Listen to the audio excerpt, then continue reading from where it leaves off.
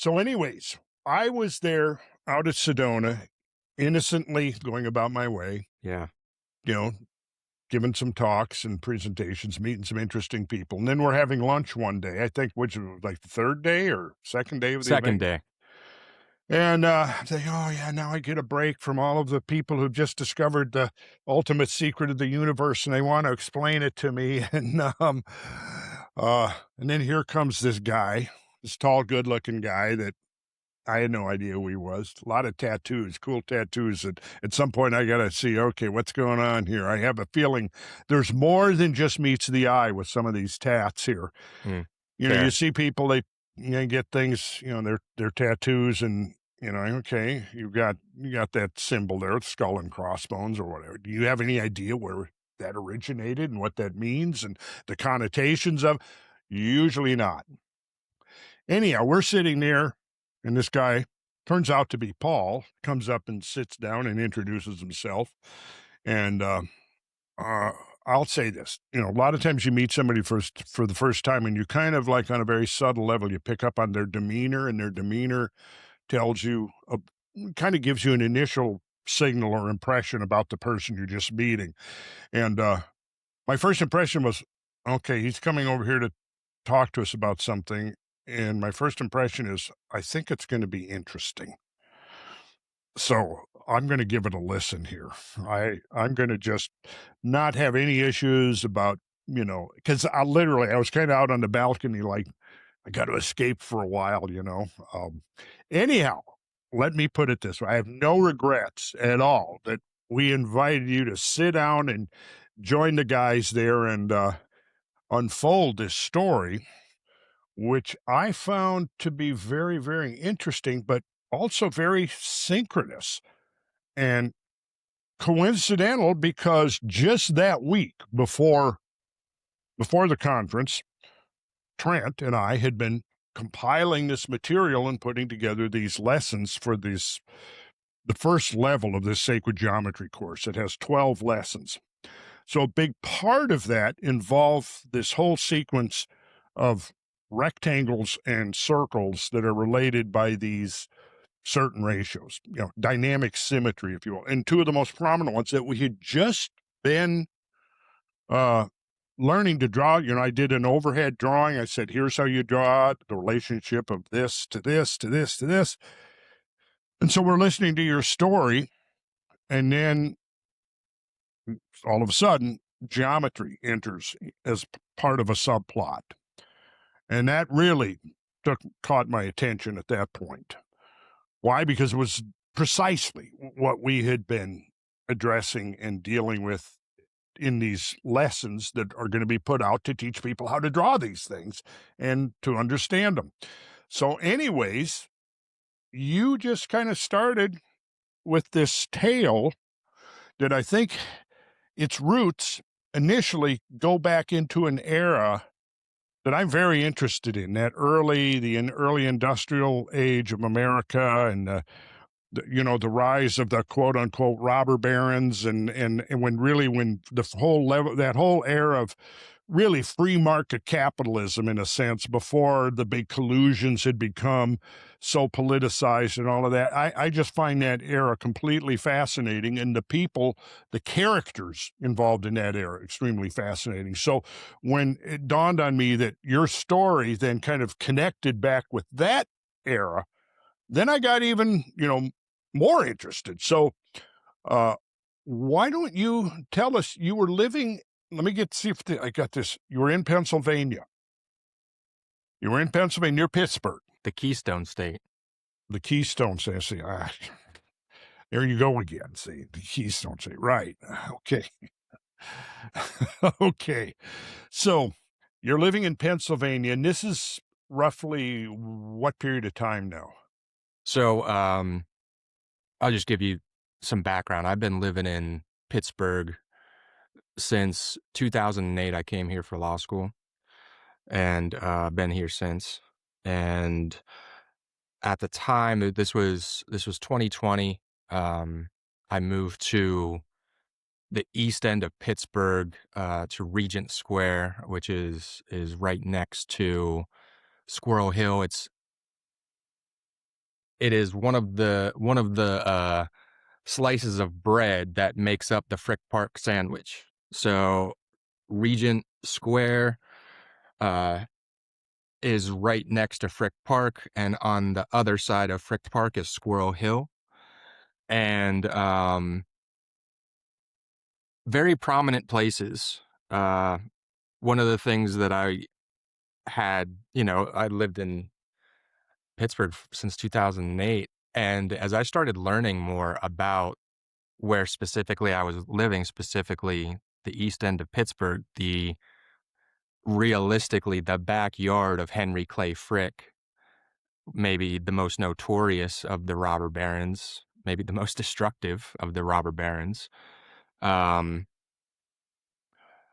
I started to gain a different understanding of the history of Pittsburgh, not so much one of that was, you know, big surprise. The one that we're told doesn't hold a whole lot of weight when you Hmm. actually put it up to scrutiny. And the truth is also, not surprisingly, far more interesting than the fabricated story. Um, but yeah, so essentially what happened was in 2021, I was very busy with my law practice, and I live next to Frick Park, and I have a German Shepherd that I need to. I was lucky to live next to Frick Park with him because we were able to get all of his energy out in a beautiful, beautiful park. It's the only it's the only wilderness preserve in a major American city.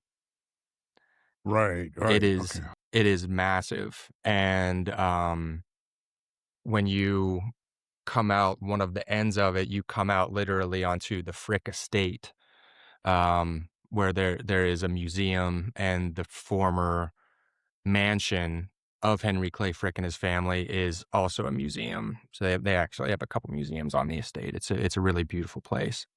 But what I hadn't noticed initially, it took me a while of walking my dog in Frick Park. It took me a while to realize that he was always marking the same boulder when we walked into the park. Hmm. And w- I never I really didn't appreciate Frick Park at the beginning. I treated my walks with my dog as basically just like a time that I could brainstorm deeply on the cases that I was working on. And I could just really get lost in those cases and during those walks. So I really didn't pay attention to the nature around me. And there was one day in particular where I had just, come off of a really, really hard stretch of work that I was like, you know what, I need to, I'm going to not wear headphones on this walk. I am going to be one with nature.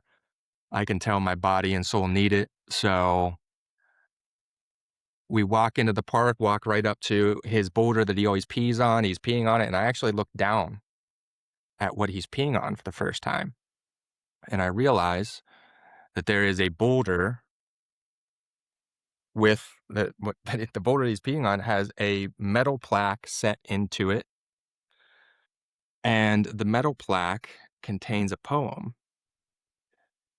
A- Poem. It, Metal plaque is inset or attached to the boulder, and on the metal plaque is a poem.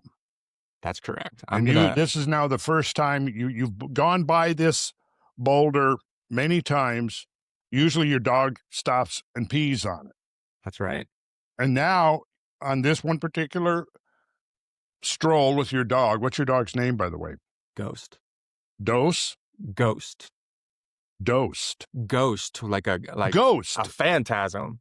Yeah, I was saying, yeah, I didn't think it was toast, but for a second I thought that I've never known anyone with a dog named Toast. But anyways, okay, so your dog,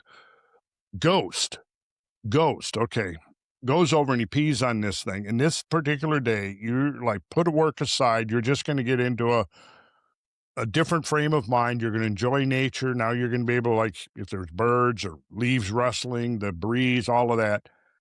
And now for the first time, you notice this boulder. For the very first time. I'm following, got the detail. I'm trying to get the picture of you. You're going through, and I actually have, there's some interesting photos of Frick Park online.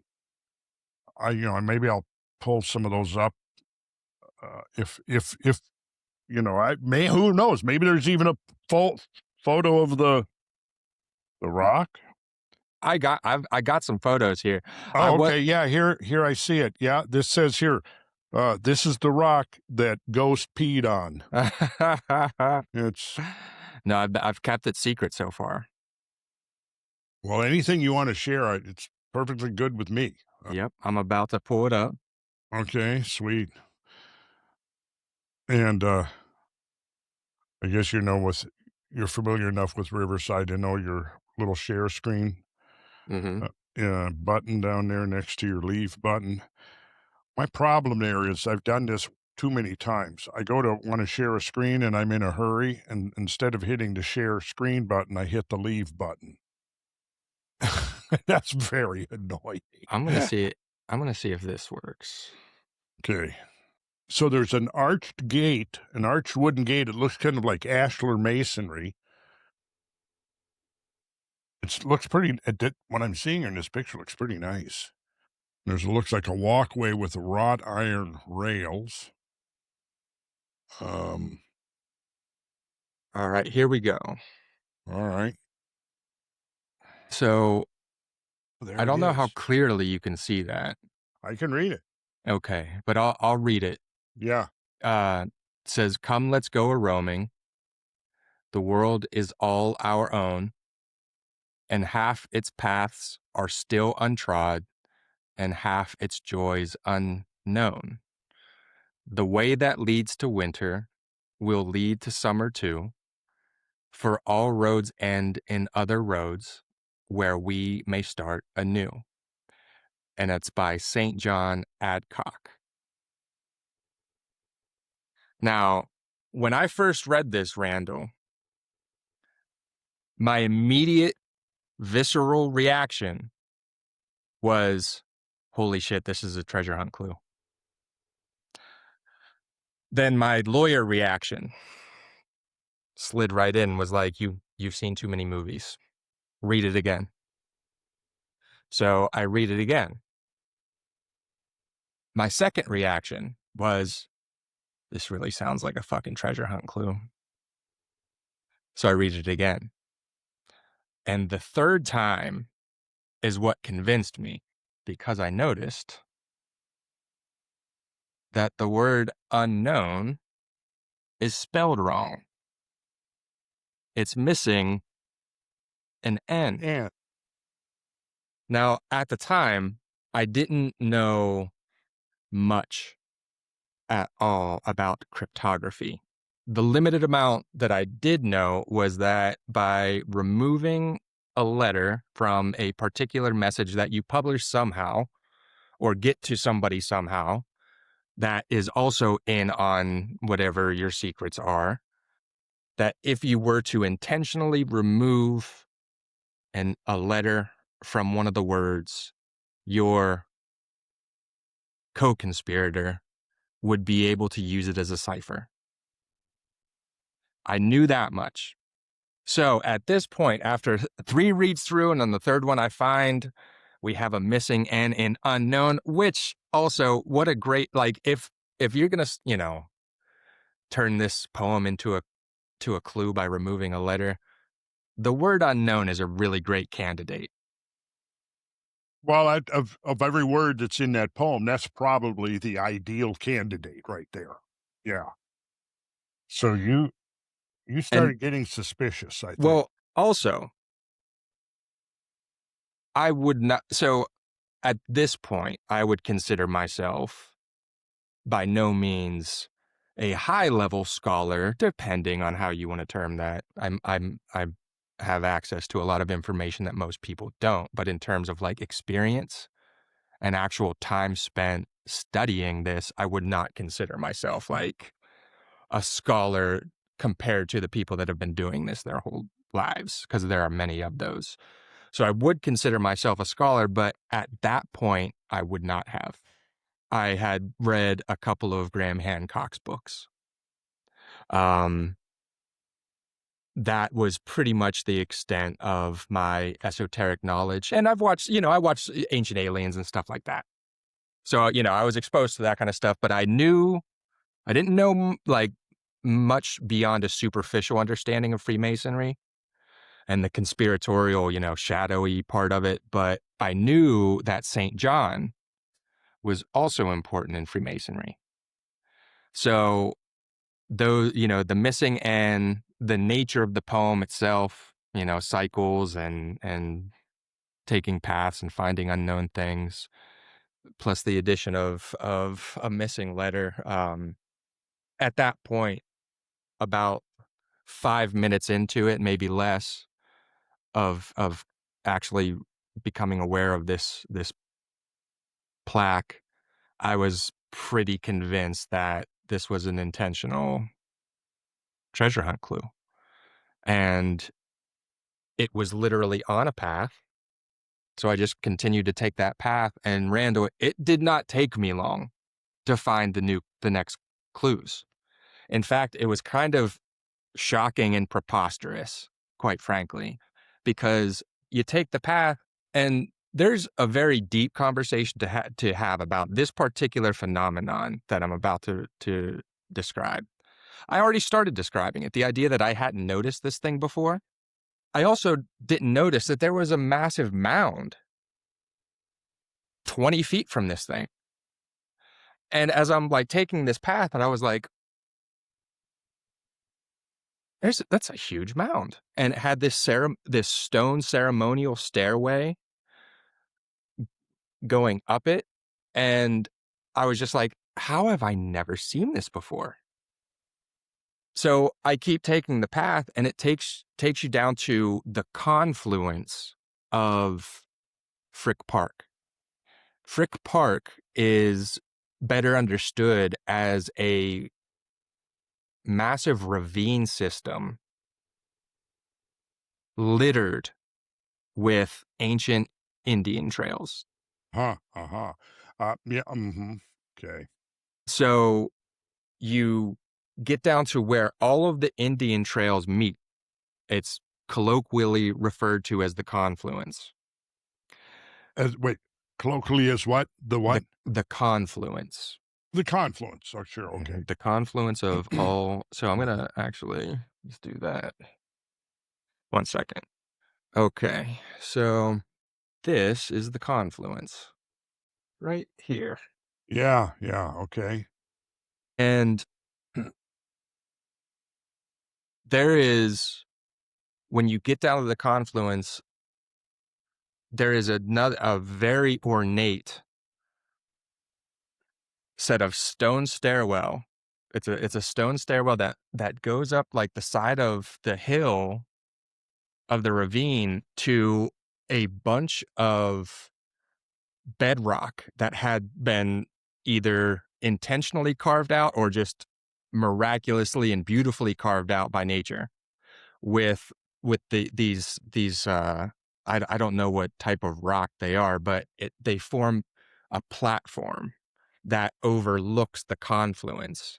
And what you see here, these are big open flattened spaces that used to be the ancient bed of the Monongahela River. And it would just, if you were, this was the literal this is not even a theory. This was the literal confluence of the Indian paths. This was absolutely a gathering place.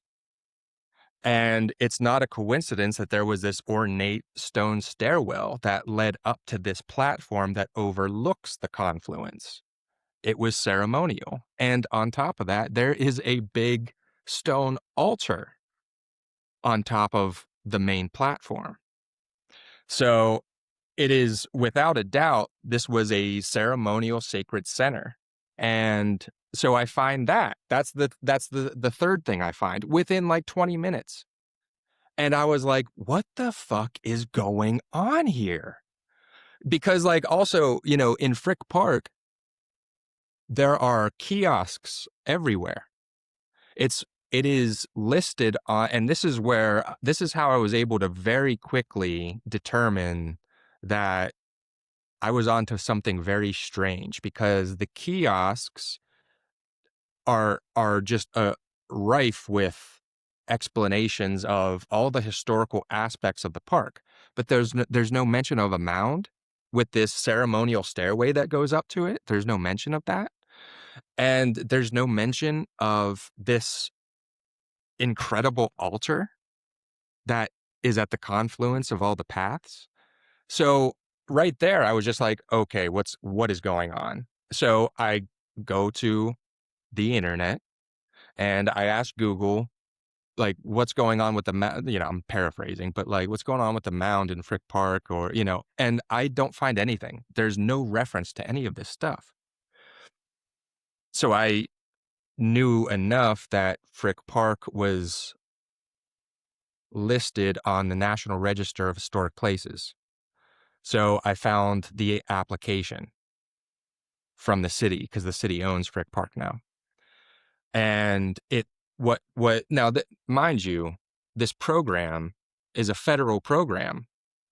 And, you know, if you get your place listed, you get some benefits. Hmm. Now, as it were, a federal program, you also have to come correct. You have to fill out your application properly. You know, nobody wants to be filling out federal forms to get some federal money or, you know, preferential tax breaks and lie on them. You don't want to. You want to make sure Probably that those are not. accurate, right? So it was, as soon as I found this, I was like, okay, I'm gonna learn a lot from this. And interestingly, in this application where they're explaining the historicity of the park, there's no mention of the mound. There's no mention of this incredible altar in the confluence. And there's a few other things, but we could get to that later. So at this point, with the silence in the application, a federal application, I was confident that at that point I was documenting things that hadn't yet been documented that are significant historical aspects of the park.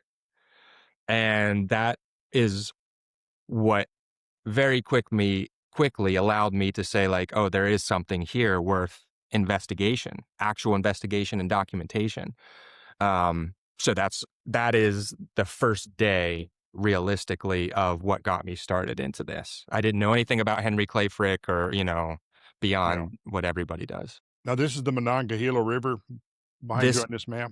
so this is so Frick Park is, if you were to follow a creek that would go about a quarter of a mile over this way, you would hit the Monongahela. Okay, so the Monongahela does not. It's not contiguous with the park itself. No, it Okay. is. So the park now, and where I walked in, so this is, oh, so this is the entrance. This is where Ghost peed on the boulder. It's about like right there. Okay. Now, you'll notice that that portion is highlighted. There, Hmm. it says Braddock play area. It says tennis courts. It's highlighted in yellow. In fact, there are a number of places in the park that are highlighted in yellow. And I'll send this to you. Yeah, in fact, I'm going to do that right now. Okay. I'm looking at terrain view of Google Maps. I think I'm. Yeah. Yeah. Okay. I'm there. I see now. There's that gully. Just looks like it's, yeah, kind of an east-west erosional gully. And then when you come down, that gully opens onto a creek that comes down, and I see, yeah, The 9 mile run. the 9 mile run right there. Yes, got it. I see it. Now, this is interesting because I'm seeing the terracing here and the sculpting of the landscape. And yeah, clearly this has been shaped by water. Yes. No doubt. I even see a couple of cataracts. If you go down there to where it intersects the Monongahela and then go to the east, there is a cataract overlooking. It's an abandoned. There's nothing there. There's no creek there, but I can see it very prominently. So this is a very interesting uh, geomorphology that's happening here. That So, that is a very interesting context for this story, right. and it'd be interesting, obviously, this would have been presumably a Hopewellian mound, earth mound, which I It's think. stone. So I may have tripped and knocked up, like a few feet of the top accidentally, and Mhm. it was there was stone like stone wedges like that big. That's what it Oh, was made of. that was okay, so it's not just purely soil. Uh-huh. Many of the in fact, all of the mounds that I've studied or even visited, and there've been quite a few of them now, the mounds themselves are very specifically structured. They're not just piles of dirt. They're layered, and oftentimes there will be different kinds of material composing the layers. And yeah, sometimes then there have been quite a few cases where there are boulders and rocks that are incorporated into it. But what you're saying is that you found what, a ring? So is it mostly like a cone-shaped mound? It is a Or crescent a shaped mound. crescent shaped mound? I And wonder if that shows up in the Squire and Davis no. survey. It does not. So I've been in touch with oh, what's his name? The guy that wrote the encyclopedia on American mounds. 1 second. Let I me should grab it. know that. Yeah, okay. Dr. Gregory Little.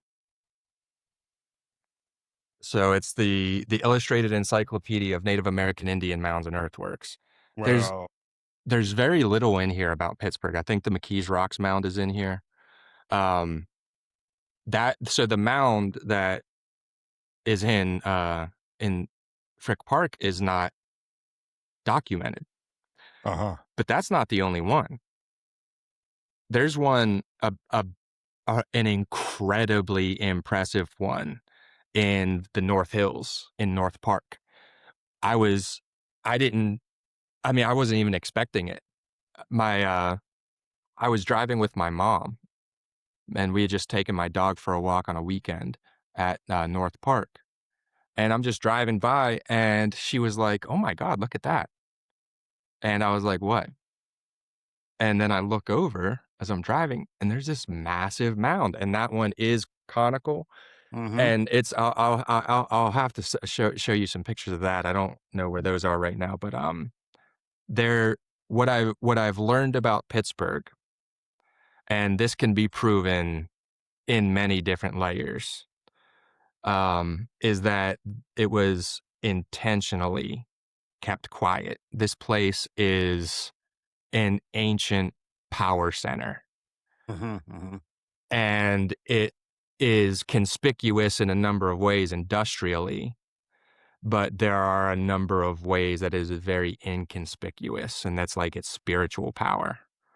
I mean, everybody knows about the three rivers, but not many people know about the aquifer that run under them. So you have, yes, three rivers is pretty impressive, especially when they point due west. It makes for a pretty good winter solstice show. However, it's even more impressive when you consider that you have a massive aquifer running under those three rivers. Do you know, by any chance, know roughly the depth of that aquifer? I don't. I have a fact sheet somewhere in Ah, okay, that shouldn't be hard to find out. the internet knows all about that aquifer. So, yeah, Pittsburgh there, you've got the confluence of 2 major major rivers, don't you? You've got the Allegheny and the Monongahela, and then where they come together, essentially, that's the beginning of the Ohio River. Mhm. Now, Interesting. interestingly, this is one of my favorite parts of this entire story that I've learned.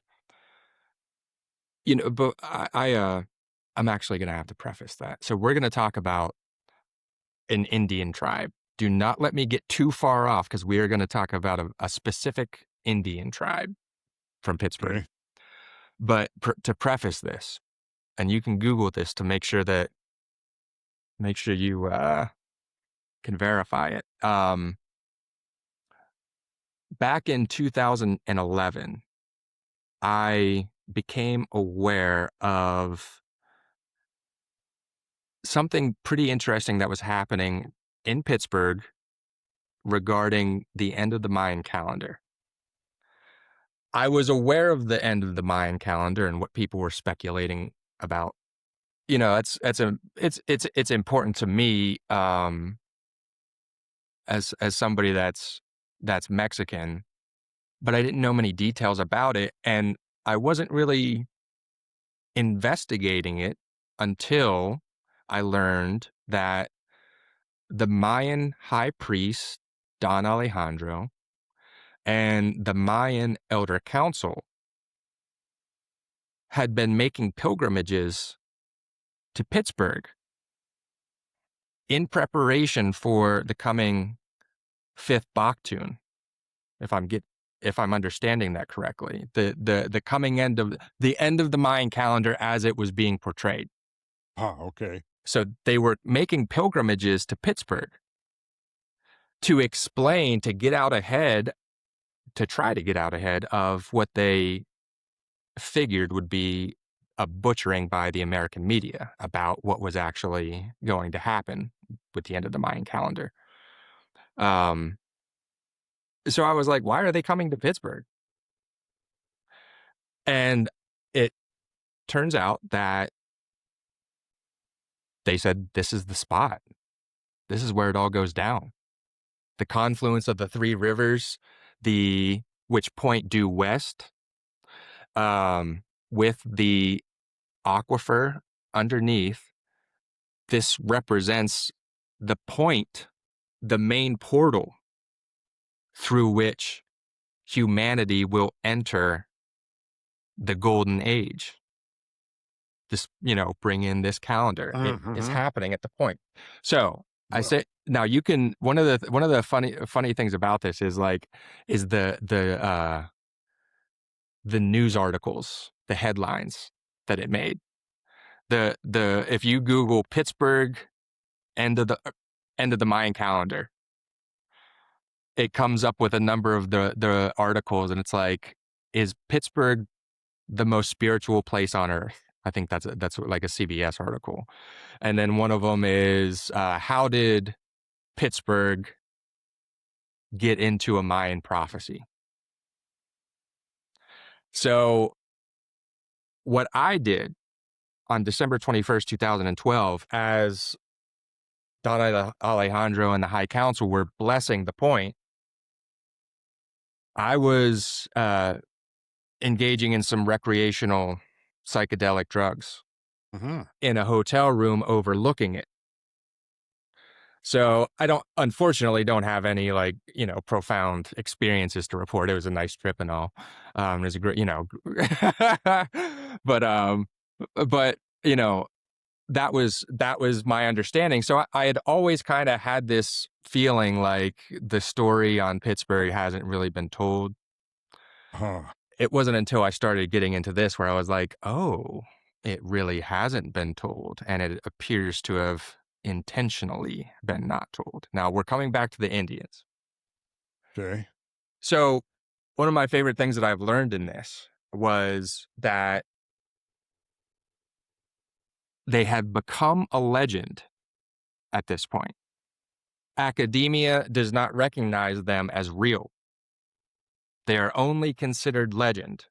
And the source of this legend comes from the ancient Lenape tales of how they came here and how they settled here with the Iroquois.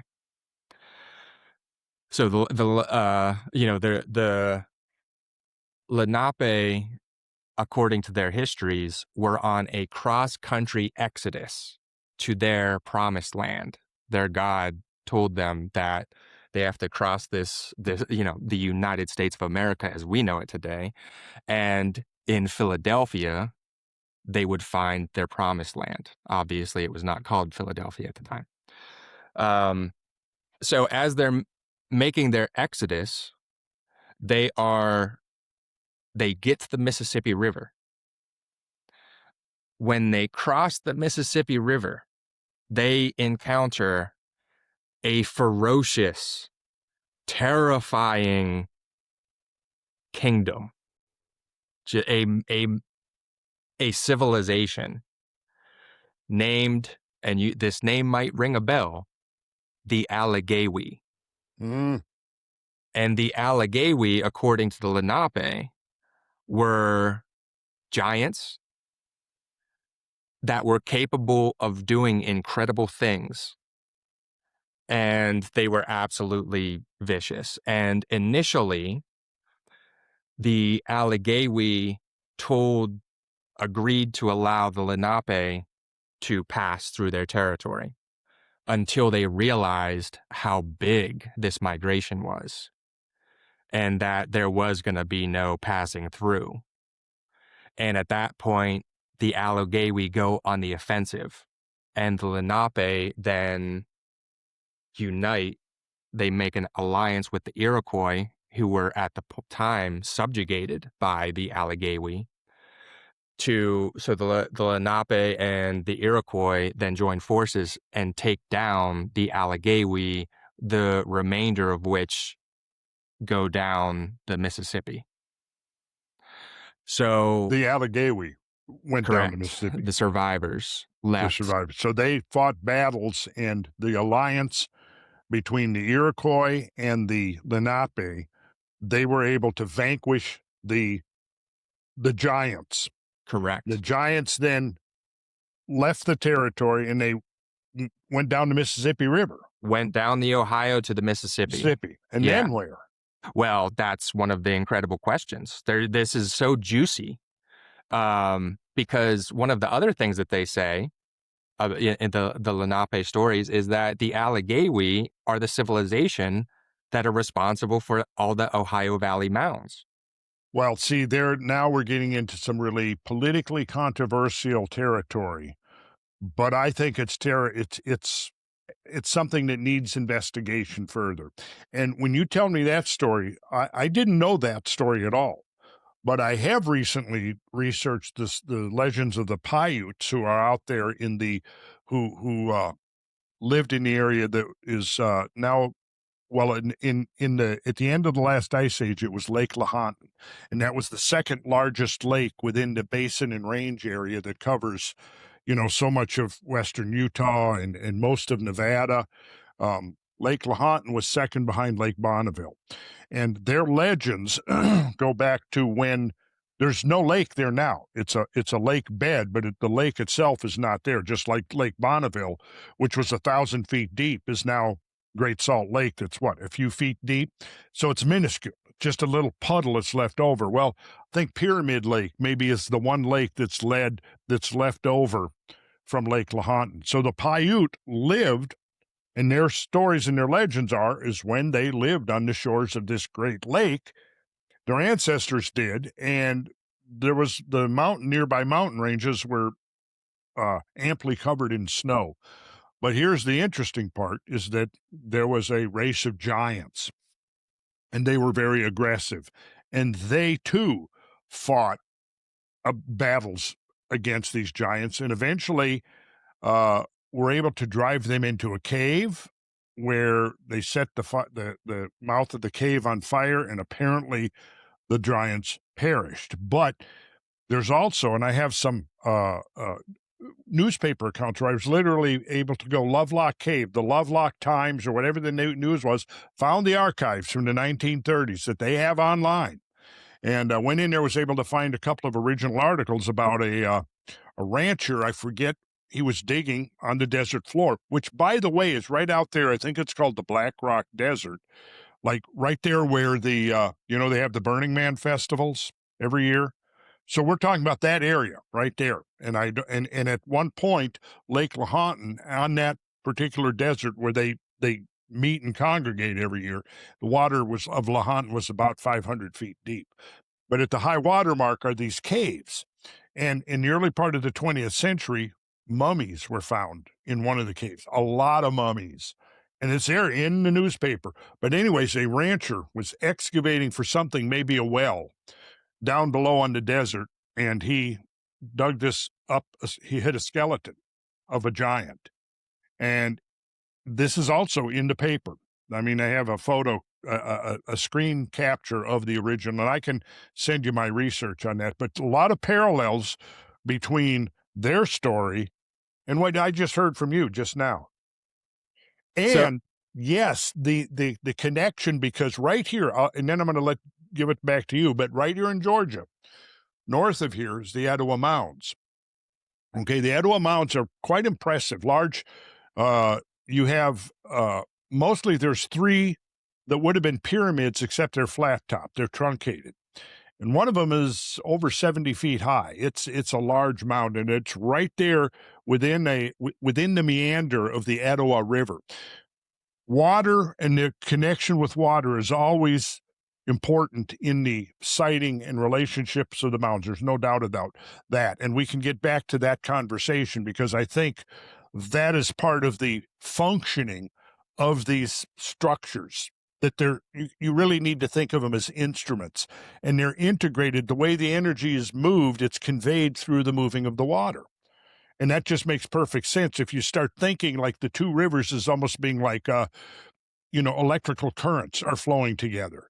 Think of an electric network, and you've got nodes in there where the electricity is transmitted through the wires. This is sort of like the wires of a system. So the fact that there was something going on near a creek that then connects with, just like when you have a subfeed panel, it feeds off the main panel. So you got the main wire coming into the panel, and then you've got the distribution of the different circuits from there. And I think it's exactly the same kind of concept. But we're looking at a palpable now, I think, measurable energy that we can actually detect now that's in the landscape. And it's not homogeneous. It's focused along certain areas. Anyways, what I'm getting back to is you've got these truncated mounds there in Etowah, which is about an hour north of where I live here. One of three sets of large mounds in Georgia: Etowah, Okmulgee, and Kolomoki. All of them very similar, near water, similar geometric shape, astronomical orientation in all three of them. I have not been to Kolomoki yet, but I'm planning that very soon. But at the Etowah Mounds, I've been to the museum there, been through there many times. They have the little, what do they call them? The drama, what do they call them? When they have the 3D displays and stuff showing this is the life. What do you call them? Were you diorama? Diorama, that's the word I was looking for. Thanks. They have the dioramas set up there with the showing this and that, and you go through and all details about what they ate and their farming methods and their methods of, how their structures that they lived in and their presumably ceremonies, which I think were largely speculative. And I thought it was very, very interesting stuff. But then when I was doing more research into the early days of mound exploration and mound discovery and mound surveying and so forth, I'm going back to at the Emory Library here. They have a really good collection of stuff from mostly 19th century stuff that would be relevant to the mounds, or early 20th century. And I've forgotten the exact year, but it would have been like late 19th century. I came upon a story talking about, I wanted to know about the original excavations and who was involved in it and their discoveries and so on. So I was collecting literature from the 19th century on as many, and at the time I had a really great relationship with the local science library here that was had been set up primarily for the public. It was part of the DeKalb County public educational services. So they had a really well-equipped science library. Now, this is in the late 80s and 90s, early 90s, right? So then I went in there to use the facility, and I it was very much underused. And I got a great relationship going with the librarian in the library, and she got interested in this research that I was doing. So I was able to come up with a list of things. She'd go into interlibrary loan. Some university in their archives would have a copy or some, and they would photocopy it for me, and then they would literally send the paper of it over, right? So I got this early story on the first excavation of Etowah Indian mounds, and I kind of made this long ramble, I guess, to give a context. But in there, they were excavating, and they dug up the skeleton of a giant. Now, nowhere was I thought this is very significant that in the excavations of these mounds, they find this skeleton in one of the mounds, and I forget which one. I think it was the main mound, Mound A. They find a skeleton of a giant, but there's no mention of that at all in any of the displays, any of the modern discussions, the book you buy on it there in the museum. Nothing about that in the dioramas, et cetera, et cetera. And I thought, well, that seems to me to be an oversight, an omission. But was it an omission? I mean, an oversight, or was somebody made a decision, well, we better not put this story in here about a giant? But I thought that was conspicuous by its absence very much.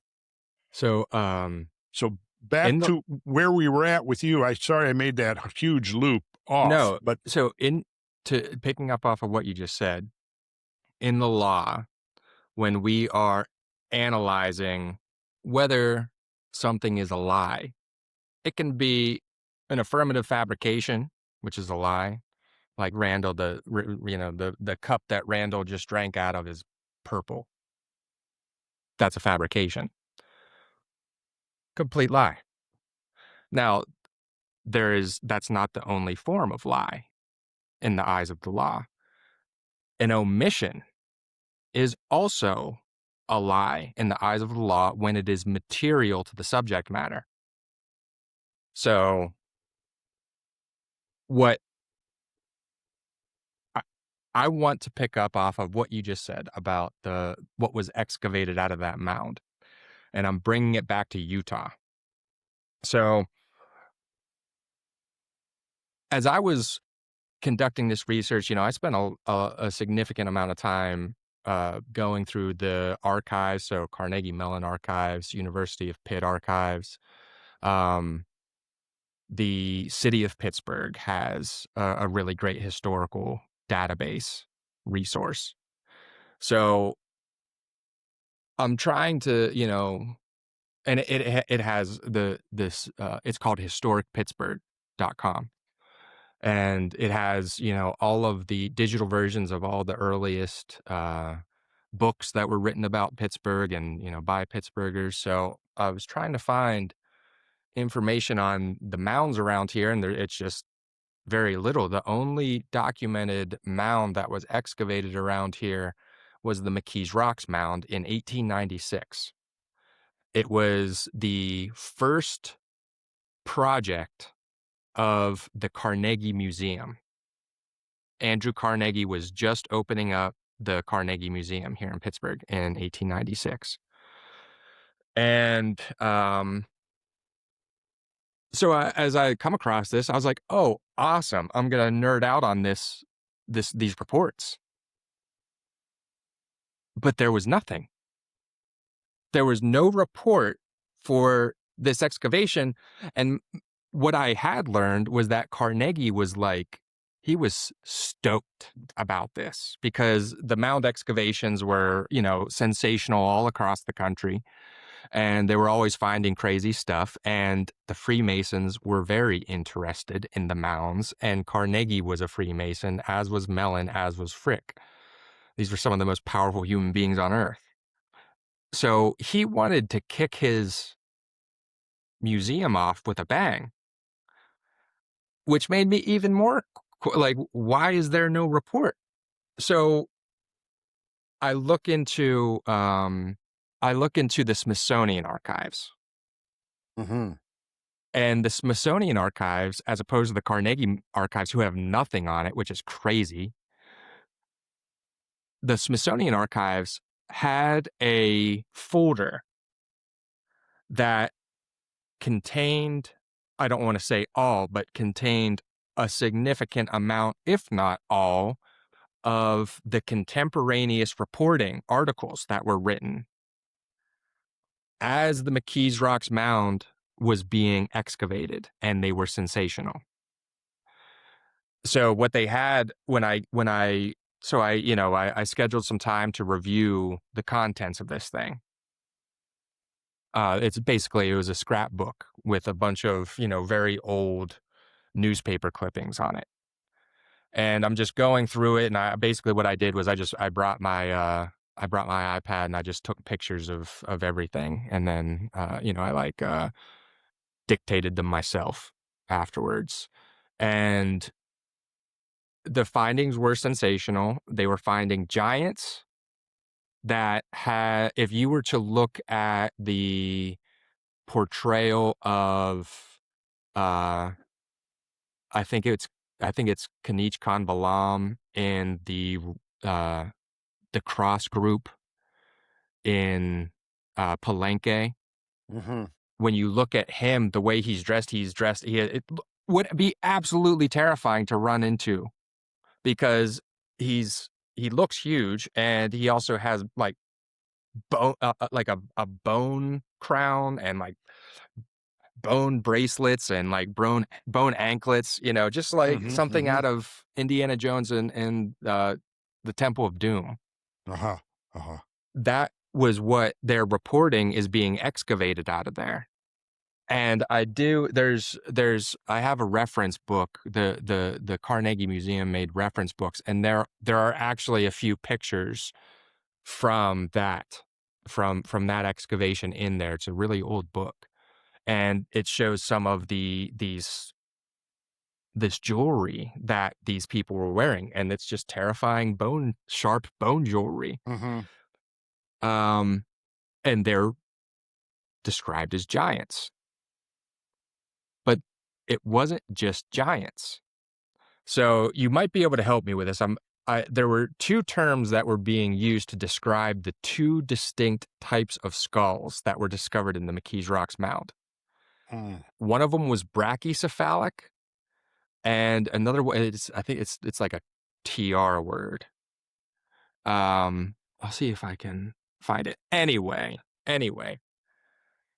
the other type of skull besides the giant skulls that were being found was a miniature skull, a tiny skull. Uh-huh. And in these news reports, they were being referenced as the Mexico type. Interesting. Yes. So I'm looking through these things, and then I come to realize that this scrapbook, which is supposed to be the only thing in this folder in the Smithsonian archive, I realized that there was something else in there. It was an envelope. And I'm going to pull up this envelope. I'm going to put this on the screen.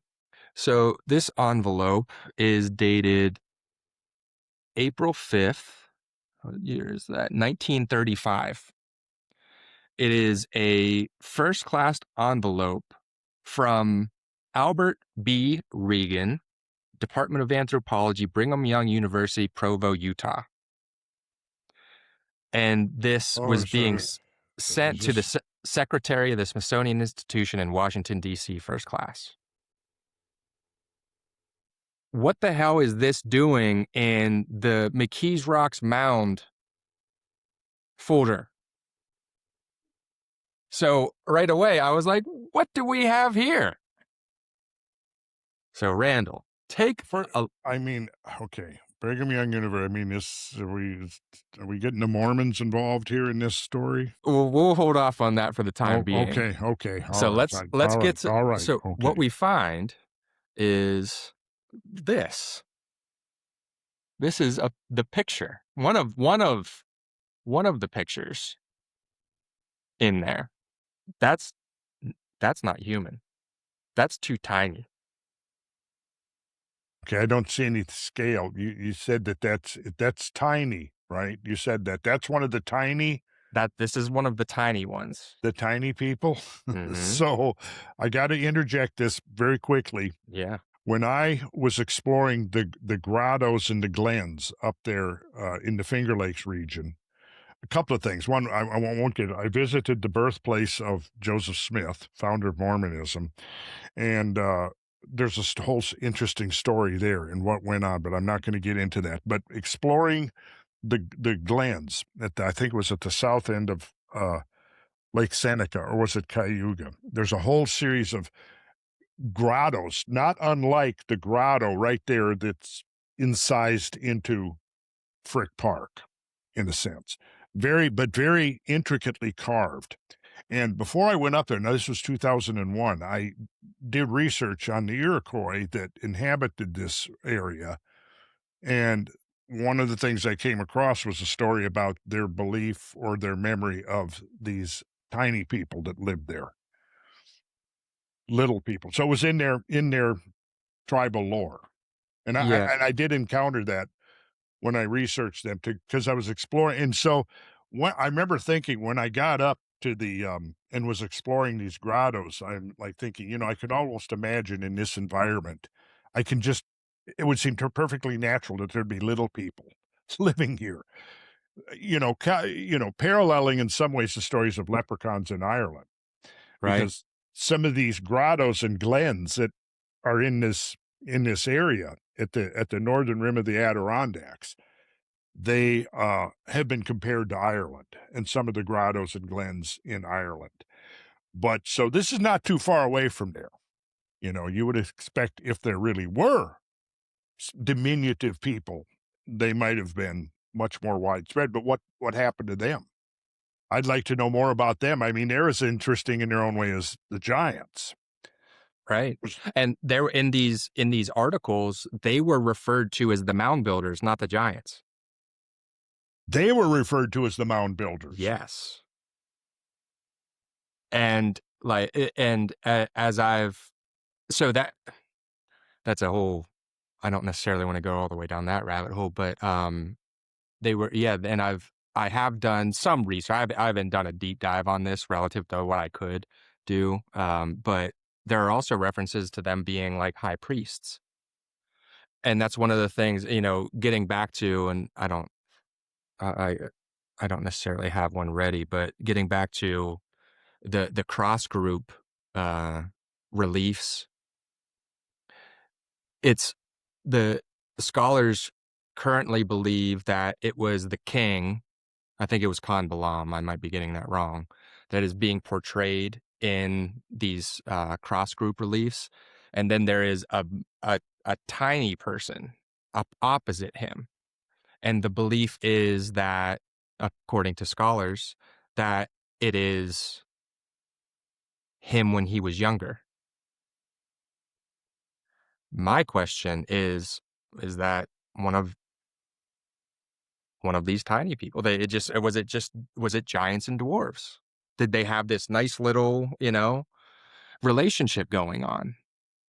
Well, I mean, if you start looking into the lore of many ages and lands around the world, we find the same stories over and over, giants and little people both. Now, do we assume that they're just made up and universally?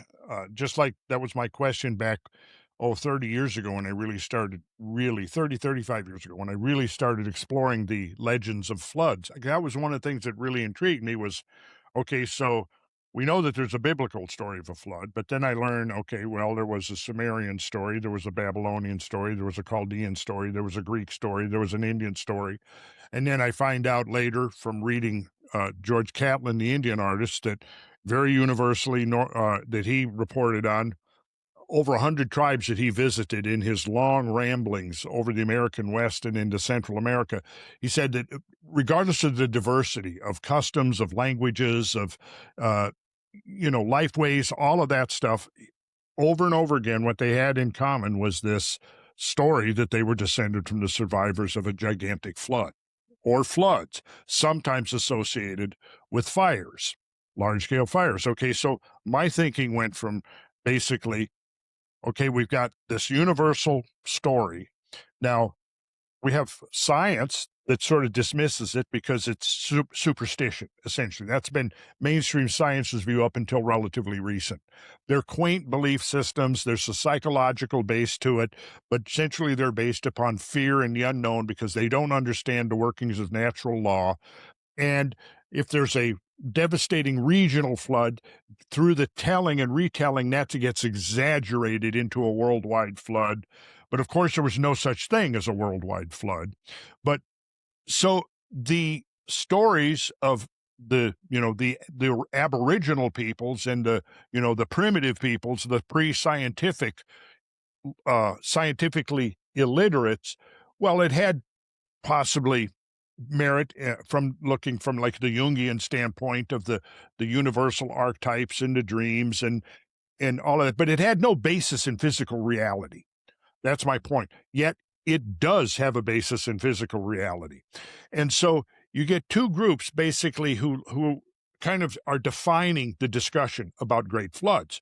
On the one hand is the true believers. They don't need a scientific explanation because it's all supernatural. God can do anything. So God can mysteriously make water cover the earth all the way to the tops of the highest mountains, and then he can mysteriously make it go away. We don't need any scientific explanation. The scientific community, on the other hand, says these are just quaint and exaggerated belief systems from pre-scientific cultures and so on. Both of those do not really hit what it is, because there were gigantic catastrophic floods. There were catastrophic fires. Oftentimes they're related. We can relate those now, and we can describe them in terms of geological consequences and paleontological consequences.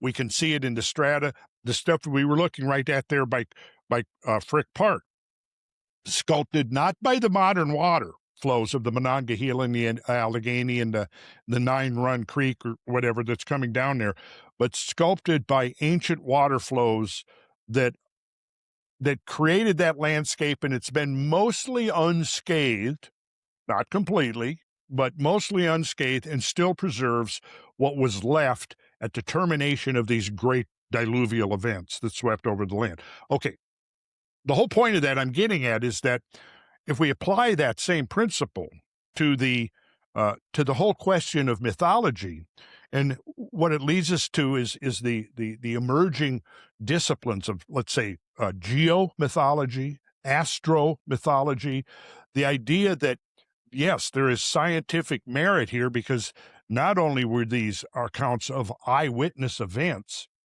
but there was a very sophisticated understanding and knowledge of these events, but so much of it was encoded in symbols that were, meaningful to the particular groups, cultural groups or tribes, whatever you want to classify them, but would not necessarily be meaningful to an archaeologist or an anthropologist 2,000 to 10,000 years into the future. Now, with all that being said, I think that what that led me to think was we need to just reevaluate the whole corpus of traditions and mythology. That means, yeah, if you find that there's universal stories about giants, there probably were giants. And then you find, yeah, there is actual empirical evidence to support that interpretation. So-and-so digging up the floor of the desert looking for water, and he finds a giant 8 feet tall, right? I remember reading Emanuel Swedenborg, the Swedish mystic and philosopher and scientist, who reported that he was with digs up in northern Sweden, and they dug up skeletons of 11-foot tall giants. And he was probably not the kind of an individual who would just make that up, you know. So anyways, I think with all of that, we should get back to your story, unless you're still we're still following this thread, I know, and I know that it's going to loop right back in to the main narrative. We're getting there. An important subplot, but maybe before we get there, I should take a quick break. Okay. So, getting back to the Allegheny, this quote-unquote legendary, not real, ancient tribe of, civilization of giants that inhabited the Ohio River Valley, and according to ancient Lenape tradition were responsible for the mounds in the Ohio Valley. No, wait. Before we go on, the giants. Wait a minute. So the Allegheny River must somehow take its name from this race of giants. At Allegheny County. Allegheny. So Pittsburgh is in Allegheny County. Okay. The Allegheny River used to be much bigger because the Allegheny River was also the Ohio River. The French called that, so it used to be two rivers, according to the ancients, the Monongahela and the Allegheny, or the Allegheny, if you will. And then when the French come in, they rename it the Belle Riviere, the beautiful river, and it becomes the Ohio River, cutting the Allegheny, pretty much in reducing it to like a third or a fourth of what it used to be. So they had another moniker besides the Allegheny. It might not surprise you that they were also called the Snake People. Okay. So I think that would be a pretty good fit when you ask the question, who is responsible for Serpent Mound? And I'll give you another one. So this is called Alligator Mound, right? Mm-hmm. Mm-hmm. Not exactly an alligator. Not exactly. No. I submit to you now, and this is I have no additional evidence beyond the story that I'm telling you right now, the facts behind that story. But one of the questions that I have is, was it really always called Alligator Mound, or was it previously Allegheny Mound? Because the first three Sure. syllables hit pretty hard, and it would be awful coincidental if the Allegheny were responsible for building it. So, bringing this all back to the story, Henry Clay Frick. So, as I come across this what I very quickly accept as an ancient Native American ceremonial complex, which I come to learn is Frick Park. Okay. I realized very quickly, like I said, I was able to come up with, establish enough of a history, the recorded history that we've actually put in federal applications, to realize that this ceremonial complex has not been documented properly. And I know how to conduct an investigation, and I realized, to my chagrin, that I was going to have to start investigating Henry Clay Frick. His name's on it. So not only did this used to be his property, but he gifted it to the city of Pittsburgh, with a pretty long list of conditions. His name stays on it today, so I had to investigate this guy. I wasn't particularly interested in that. I was busy as it was, and I kind of had this caricature of him in my mind. Mm-hmm. Based off of what he did. There's not a whole lot of debate about the stuff that he had done. So I didn't have, I kind of just wrote him off as probably somebody who was really only considered or concerned with money and greed. So I looked up the biographies that were available on him, and I found one that was written by a woman named Martha Frick Symington Sanger. And that I would come to learn that was Henry Clay Frick's great-great-granddaughter.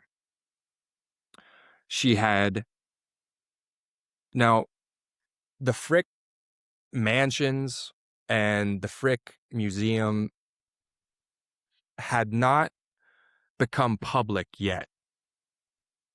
until the 90s because Helen Clay Frick, his daughter and the executrix of his will and the heiress to his estate, despite the fact that she had an older brother,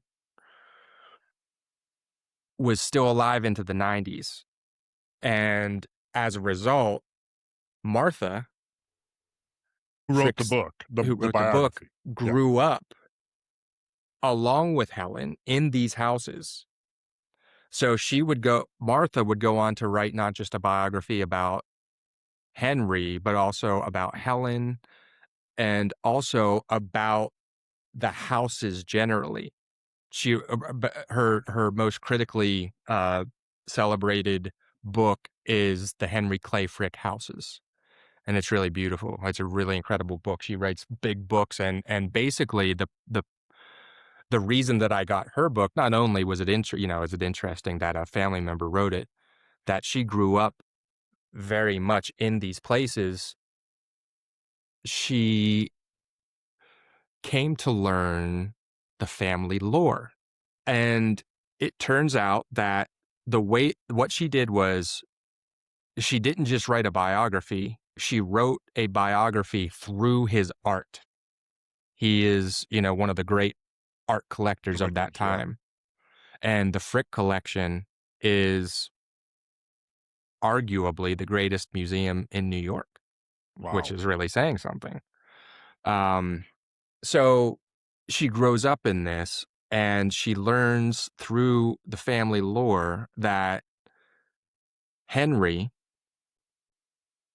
throughout his life at some point, had acquired an artifact, an ancient and legendary artifact of some significance, and had hid clues in it, clues about it in his artwork and in his architecture. So what Martha did was she compiled these biographies through the art. So you just have these big books filled with, beautiful art. And as I'm reading this, is like, oh, this is really cool. And then I get to the part where she starts explaining not just his esoteric leanings, not just his Masonic and Knights Templar and Rosicrucian brotherhoods, but his deep obsession, not just with this stuff, but with practically crossing the boundary between life and death. He was obsessed with it. The reason for that, it's because he lost his daughter. That is a very interesting rabbit hole to go down in and of itself. But for the time being, just suffice it to say that this was a man that was obsessed with the dark arts, with practically learning how to cross the boundary between life and death. So as I'm learning this, I was like, oh, so my initial expectations were completely off. This is exactly who would leave a treasure hunt in a wilderness preserve that he would then gift to the city.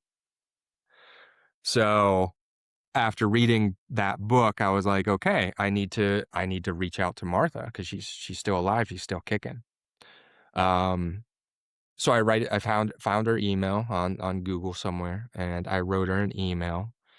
And I said, I introduced myself. I said, hi, ma'am. My name is Paul Jubis. Please Google me. You can see that I am a contributing member of society. I am not a crazy person. But the reason that I'm reaching out to you is because I live right next to Frick Park, and I am quite confident that I have stumbled into a treasure hunt that I think, after reading your biography, was left by your great-great-grandfather. And she responded to me very quickly and very positively. And she said, basically, and we've had a lot of conversations. She's really helped me out a lot. We still speak a lot, as much as I can. She basically just gave me unwavering support and encouragement and said, "Do not stop. You are going to find I've been looking for this my entire life," referring to a treasure hunt. "Do not stop. I've been looking for this my entire life. You are going to find something incredibly important."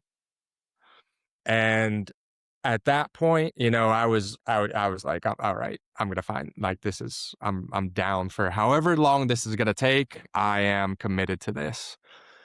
And yeah, so that's how it started. Now getting back to Henry and getting back to what we were just talking about.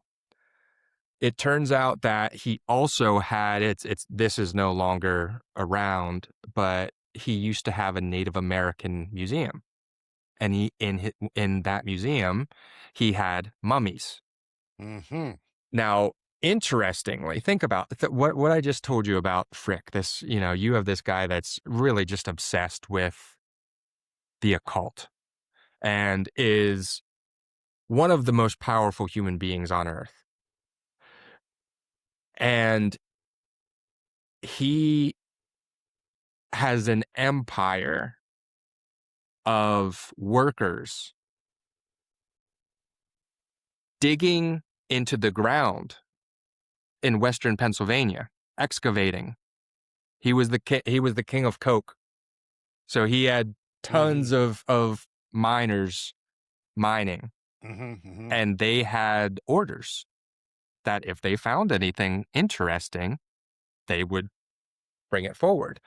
I'm pretty confident that's where he got his mummies. There's not that, I don't have a paper trail for that, but I do have enough of a paper trail to prove that he was doing that all the way into when he passed on and, he died in 1919.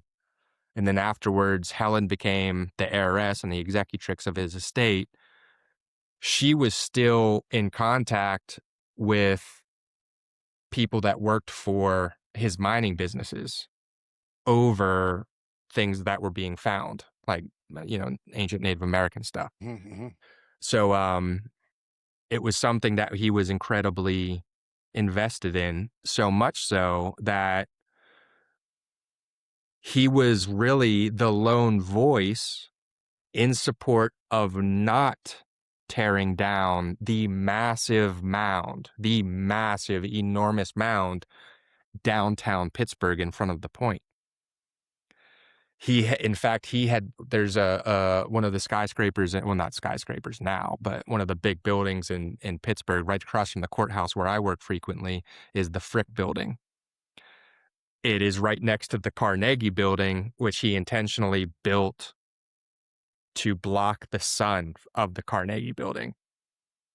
He built it in front of Carnegie's building a little higher than it, so it actually blocked the sun because they famously hated each other by the end of their relationship.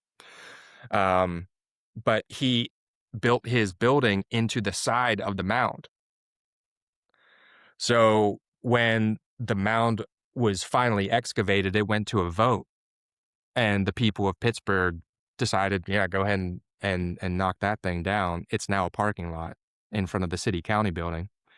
But it made it revealed like a whole level of the Frick Building. But yeah, he made a really sincere effort to try to stop the demolition of it. So as I was coming across all that stuff, it was like, this is exactly who would preserve a mound. Yes. Now the mound. Okay, as I'm looking at the map here, I see the confluence in the Point State Park. Um, I wonder if there's any indication that the of the mound ever having No. existed. No. Oh, there in the old books, there is like a drawing of it, and it's Uh-huh. huge, and I'm pretty sure it had like a tiny little church steeple on it at the top, Uh-huh. Uh-huh. Yeah. Okay. but it was enormous, as you would expect at a place like that, you know? Yeah. Um, so yeah, that's I would say the ancient and very interesting background of, what I initially found as I started diving into what was going on in Frick Park. Um, And that gave me a lot of confidence moving forward that I was going to find some pretty interesting stuff. So I'm going So what I'm now gonna you've put these pieces together.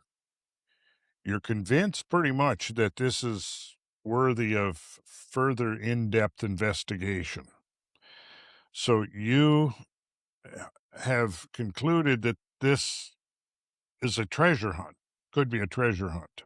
So typically in a treasure hunt, you'll have this uh, sort of like, you know, what do they call it? The kernels that are marking the trail, and you have to get from one to the next. You get a clue, and then that leads you to the next clue, and that leads you to the next clue. Did you find that kind of a thing That's exactly what happen? happened. That's exactly what Oh, happened. that's exactly what happened. Okay. And, I didn't hit pay dirt until, of course, like in any good treasure hunt, I didn't hit pay dirt until after I found the treasure map. Treasure S map. the treasure map, because I would, of course, find the treasure through the treasure map. Well, of course. So, though it was funny the way I found it too as, so, there's a lot of very serious, sportsmen, hikers, that frequent Frick Park. So there's a hiking business, like a hiking apparel shop, along the main strip going through Regent Square, which is Braddock Avenue. Now that is a really interesting rabbit hole. We won't go down that rabbit hole, but suffice it to say that Braddock Avenue is named Braddock Avenue because if you were to follow Braddock Avenue 2 miles, it takes you down to Braddock's Landing, which is where the the massacre of Braddock's army took place Oh, at okay. the hands of the French and the Indians, which realistically was like the big shocking turn in the French and Indian War, which was realistically the first real global war. Um, and it was started a number of years before by a newly minted master mason named George Washington when he started the French and Indian War by killing a French officer over Fort Duquesne. So that's not where, that is a really incredible and beautiful rabbit hole that we'll go down at some point. But for now, suffice it to say that this is a very interesting place historically. Mhm, mhm. And anyway, so I needed some new hiking shoes. And so I go to this store, this apparel store. So I'm going in and I'm waiting in line. And as I'm waiting in line, I realize that, right next to where I'm standing, there were a number of posters and they were all maps and they were like local maps. And so there was a map of Shenley Park. And I was like, oh, that's cool. That's a good idea. You know what? I'm gonna see if I can find a Frick Park map. And so I find Shenley Park, and Shenley Park is, one of the famous parks in Pittsburgh. It's in Oakland. It's right in Pitt's campus, and it's just a really beautiful place. So I'm looking at the Shenley Park map, and then I move on, and I find right afterwards I see the Frick Park map, and it kind of took me by surprise because, and it's what I have behind me here. It took me by surprise because of how ornate it is. And now I texted Trent a Okay. one of a version of this map. I don't know if he can send it to you so you could take a closer look at it. But I I realized that this map was just massively more ornate than the Shenley Park map, and it wasn't as if the Shenley Park map was like amateur hour. Mhm. So I looked at it and I was like, first off, like, oh, okay, I'm totally buying this. This is awesome. But also, like, what is going on? This is like a work of extreme engineering. But of course, it's in the Frick name. That is what you would come to expect. Sure. So I get it, not with the idea that this is a treasure map, more so with the idea of like, oh my God, it's called the Frick Park Trustees Map.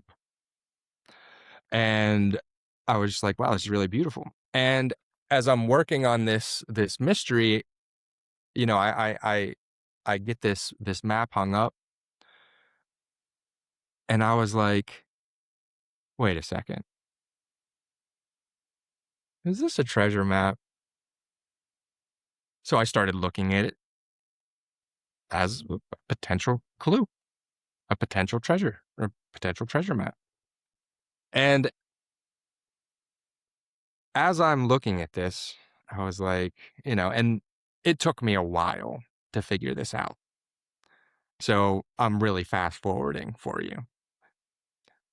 But the clues are just so simple.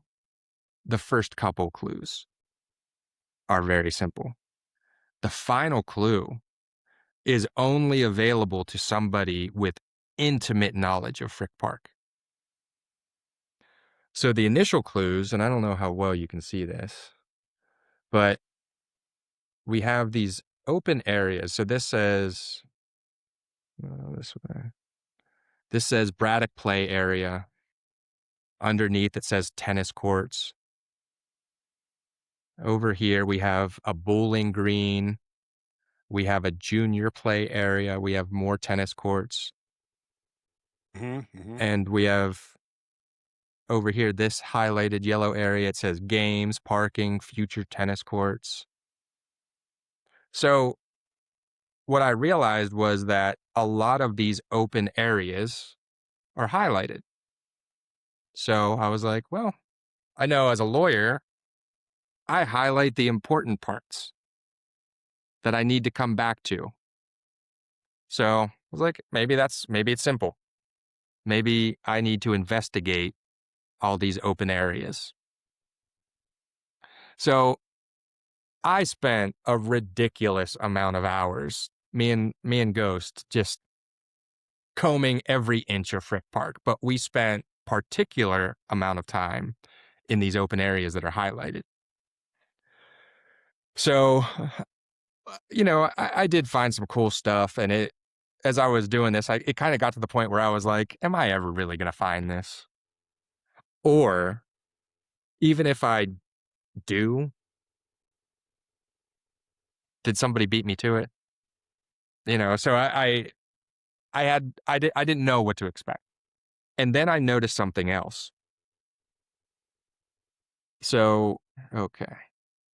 So right here, and I'll send you a copy of this as well. Okay.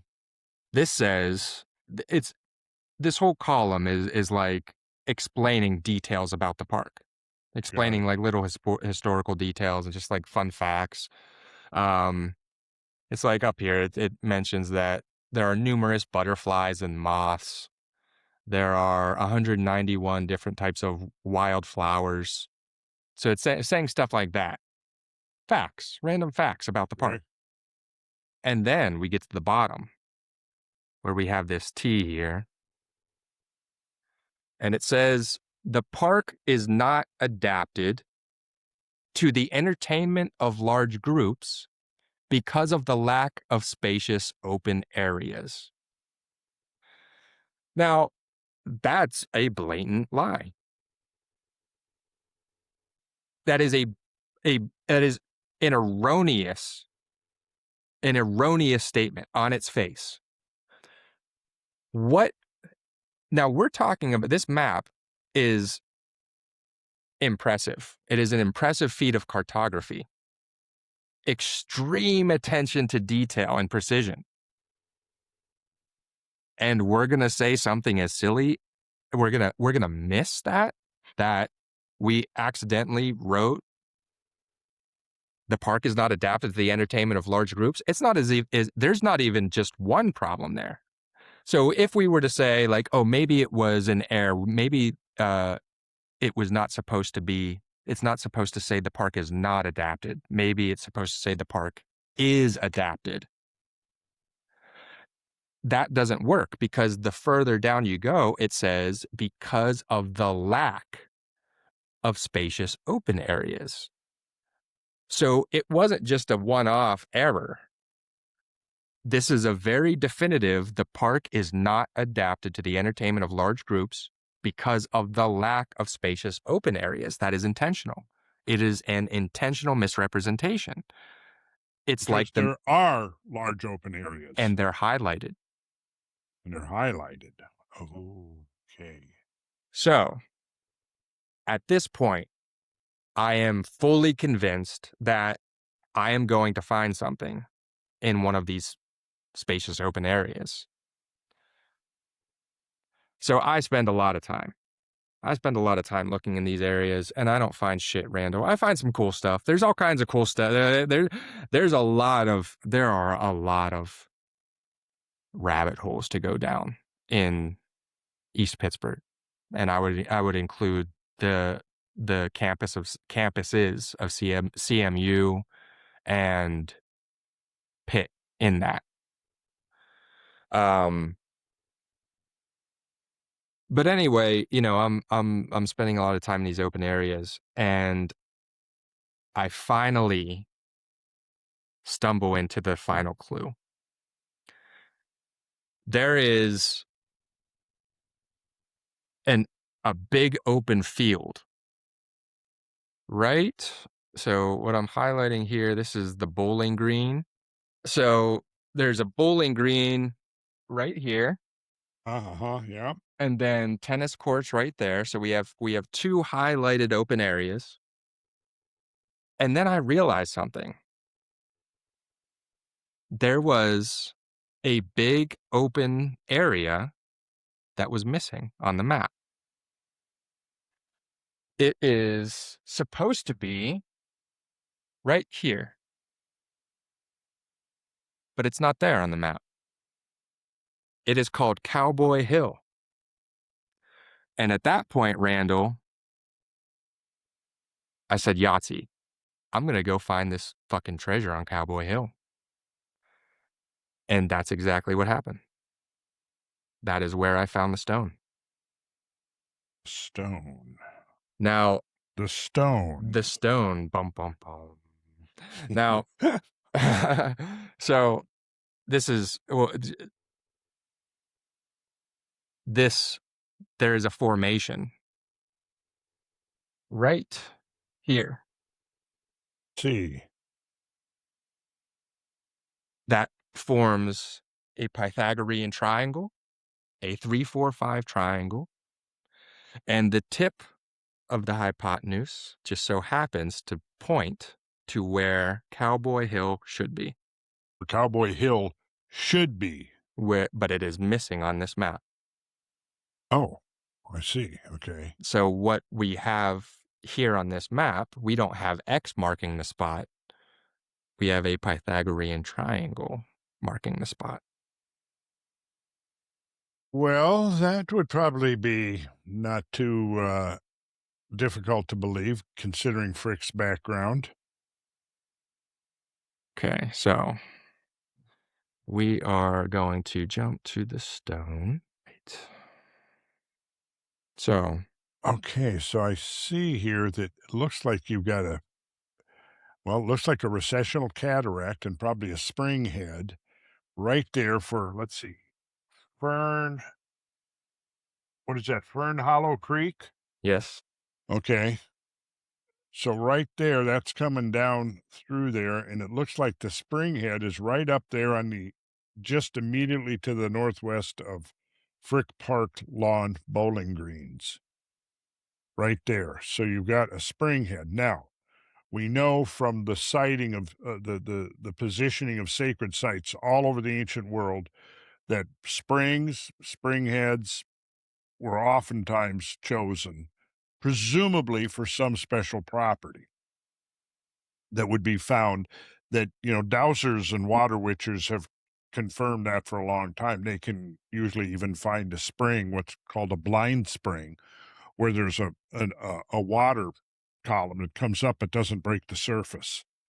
And it has very interesting energetic properties that presumably those who are trained can detect much more readily, say, than the average person. And now dowsers use instruments, right? They'll use a hickory branch. They will use swing rods that amplifies their ability to tune into these subtle changes in the energy, the geoenergetic properties of a landscape, detecting typically water, but oftentimes minerals and various kinds of ores are often the targets. But it's interesting that right here you've got that, what did we call it? Fern Gully? Fern Hollow. Fern Hollow Creek. Right there is the head of it. Okay, and it comes down. All right, and then it meets the gully that's coming that you got on the map there, which is kind of like right in the middle of the park. And then I see just below that is the off-leash exercise area. Um, and then you get down to the Lower Frick Park play area. Okay, so now I'm going back and I'm trying to find here. Of course, I can't see on this map those mound structures that I'm seeing, the topographic structures that I'm seeing on your map. Nope. Can't see those, but they're there, and two of those prominences exist at present, and there was the third one missing, Cowboy Hill. Do I have So, that understanding well, correct? so the mounds, the mound. So there's one mound over there. It's right at the entrance of like right on Braddock Avenue.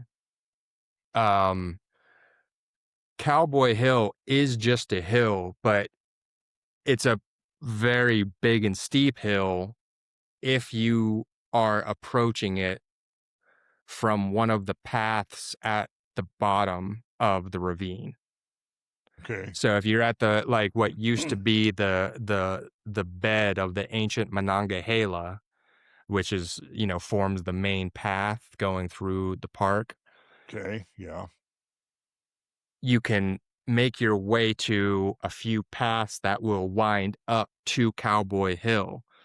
And if you are at the bottom of Frick Park, it's a significant, you're by the time you get to the top of Cowboy Hill, you are a lot higher than you were, Okay. at the bottom of Frick Park. So you've concluded now that the clues are leading you to Cowboy Hill. And Yeah. Cowboy Hill, let me get this straight. Cowboy Hill, its location on that map would have completed the 345 right angle triangle. That it is at where it should be, is Mhm. at the very tip of the 3-4-5 triangle. It is Right. pointing at it. Yeah, which is sometimes traditionally called the Builder's Triangle. This is Cowboy Hill. There it is. Okay. So this is not an insubstantial space. This should have been portrayed, and it's not a new space. The park has not changed. That was one of the conditions of the city receiving the park from the Fricks, was that they could not change it. So Cowboy Hill has always been there since the Fricks had it. So there is no reason whatsoever that the trustees' map that is published subsequent to the gifting by the Fricks to the city, there is no reason that it should not have been prominently accounted for in the trustees' map.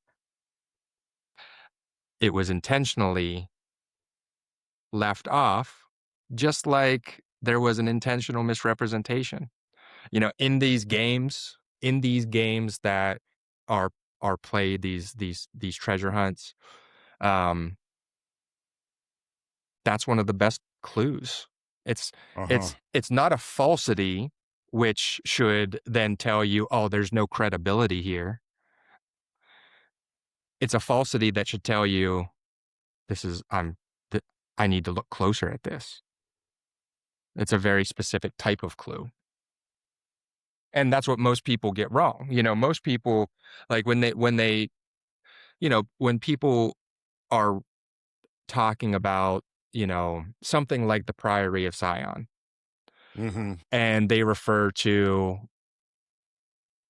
the people that have maybe published things about it or have spoken on it in more modern times, the public sees misrepresentations being made. And the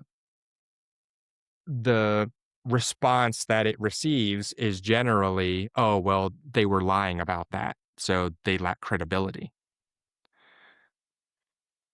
And a really important question becomes, does it even matter whether they were telling the truth?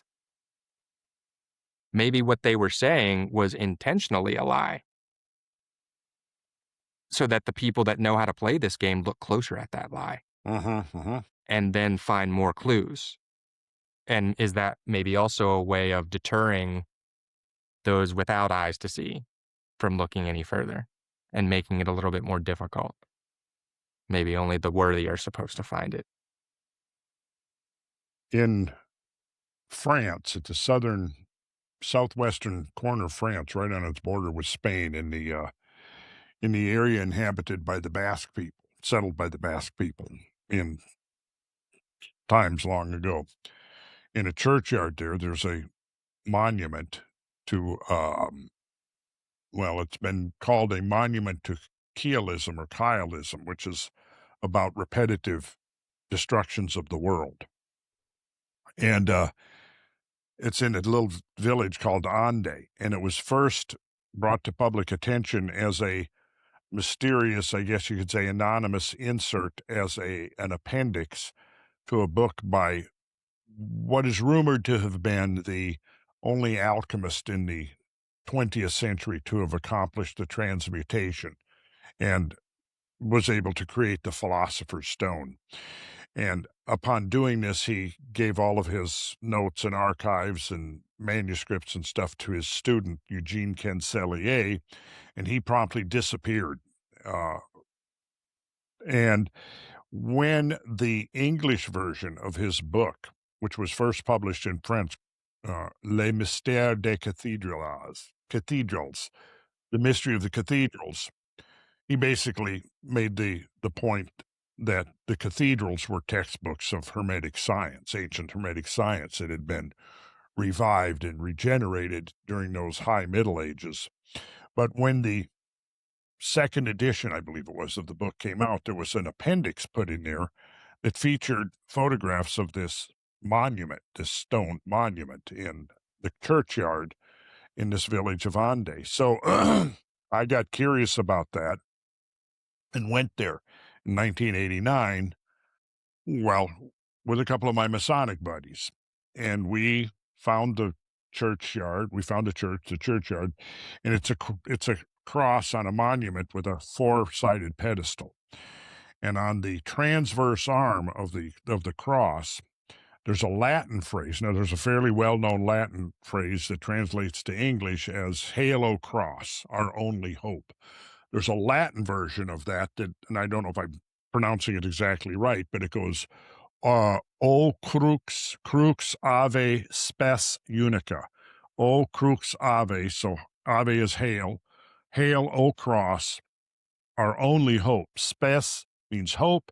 Unica means a single thing. But on the cross, on the transverse arm, there's the script of the Latin saying is in two rows, and it reads O crux, which is OCRUX, ave, which would be the next word, AVE, and then the next word, which would follow on the second row, would be spes, SPES, unica, UNICA, except that the first letter of spes, right, which means hope, has been displaced and it's up on the end of ave. So you look at that and you go, okay, this was such an obvious mistake and a misspelling that it must have been intentional. And I have some very interesting photographs of that monument, but you can see very clearly that the S, which is the first letter of spes, which should be down on the first letter of the second row, is actually the last letter of the top row. Interesting. And you go, okay, so there's more to this than meets the eye. A game is being played. A game is afoot.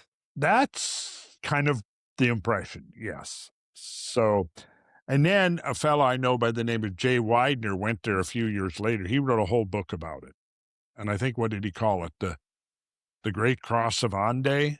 Interesting. It's not an imposing structure. It's small, sitting in a churchyard, but once you get down to decipher the totality of the symbolism on it, it gets pretty ass-kickingly profound. And I'm going to be doing a lecture on that at some point. And I've referred to it briefly from time to time, but have never really taken a deep dive into it, other than I have with Jay Widener. I've been on his podcast and we've talked about it because he's the only other person. Until recently, somebody went there that was touring that area, and they contacted me and said, "Would you like me to go there and do some photographs?" And I, sure. So I told them where to find it, and they went there, they found it, and a few weeks later, they sent me a cache of photographs of the structure. And anyways, so that that idea of something there being all like a deliberate mistake or something that would be just off, that would take your attention. Yeah, I had become because of this, I'd become somewhat familiar with that concept. So you now go to Cowboy Hill and you find something there? Is that what? Well, actually, I think so. You were just referring to, if I heard you correct, did you say the south of France? Southwestern France, right there on the ocean, and it's right there, even kind of straddling the French Spanish border, right at the foot of the Pyrenees. And by the So, way, while I was touring there, I toured the Pyrenees and went to several interesting sites, including what I was given to understand at the time was one of the primary centers of Templar initiation, was a castle on a mountaintop. We went there, and it was just outside a small village. We went there and climbed this mountain, and the last, 50, 100 yards, you have to crawl through a tunnel to get to the top. And there's the ruins of a chateau or a castle on top of this mountain. And when you get up there, you can look and due east. You see there's another mountain, and you can very clearly, I had binoculars, you could very clearly, there was a large dolmen that had been erected on that other mountain. But interestingly, you may have known some of the stories about the pot, and like Tim Hogan has a lot of these stories, and Scott Wolter, who've been investigating this kind of stuff, that there was probably a Templar presence in America centuries before Columbus, right? And that they were the ones, the Templars established the city of Montreal. Well, this mountain that was the center of this Templar initiation that we went to was called Chateau de Montreal. And of course, there's nothing up there now, but there is one wall that sits right up in the edge of a precipitous cliff. And I remember kind of getting up on that wall and almost getting vertigo because it was such a sheer drop down.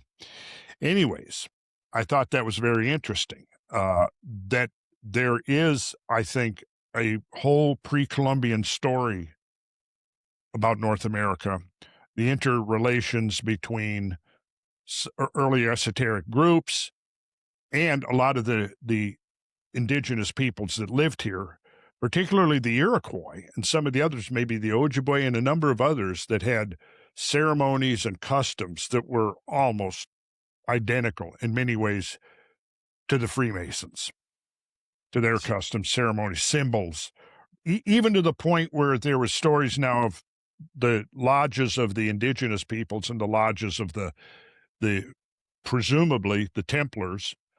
However, what Scott Wolter has kind of discovered is that it looks like there is evidence that some of those early pre-Columbian journeys of the Templars was associated also with Freemasons, who are basically the heirs of the traditions of the great Hermetic architectural enterprise of the High Middle Ages that built all the Gothic cathedrals.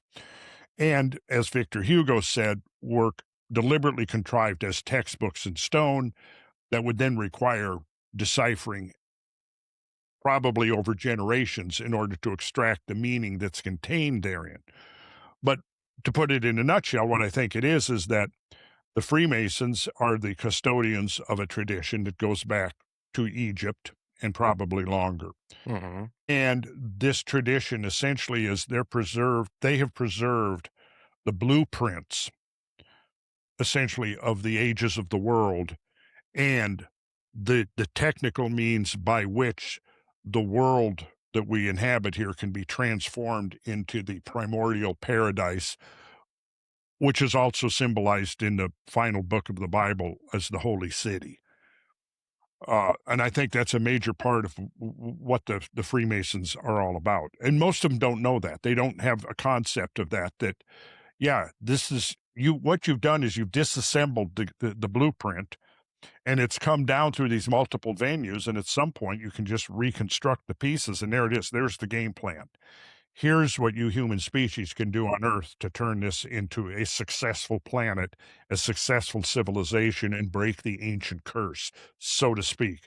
And here's the game plan. Here are the numbers. Here are the basic geometric forms and the ratios that are critical to the resurrection of this ultimate technology of regeneration. And this is where your story got so interesting to me.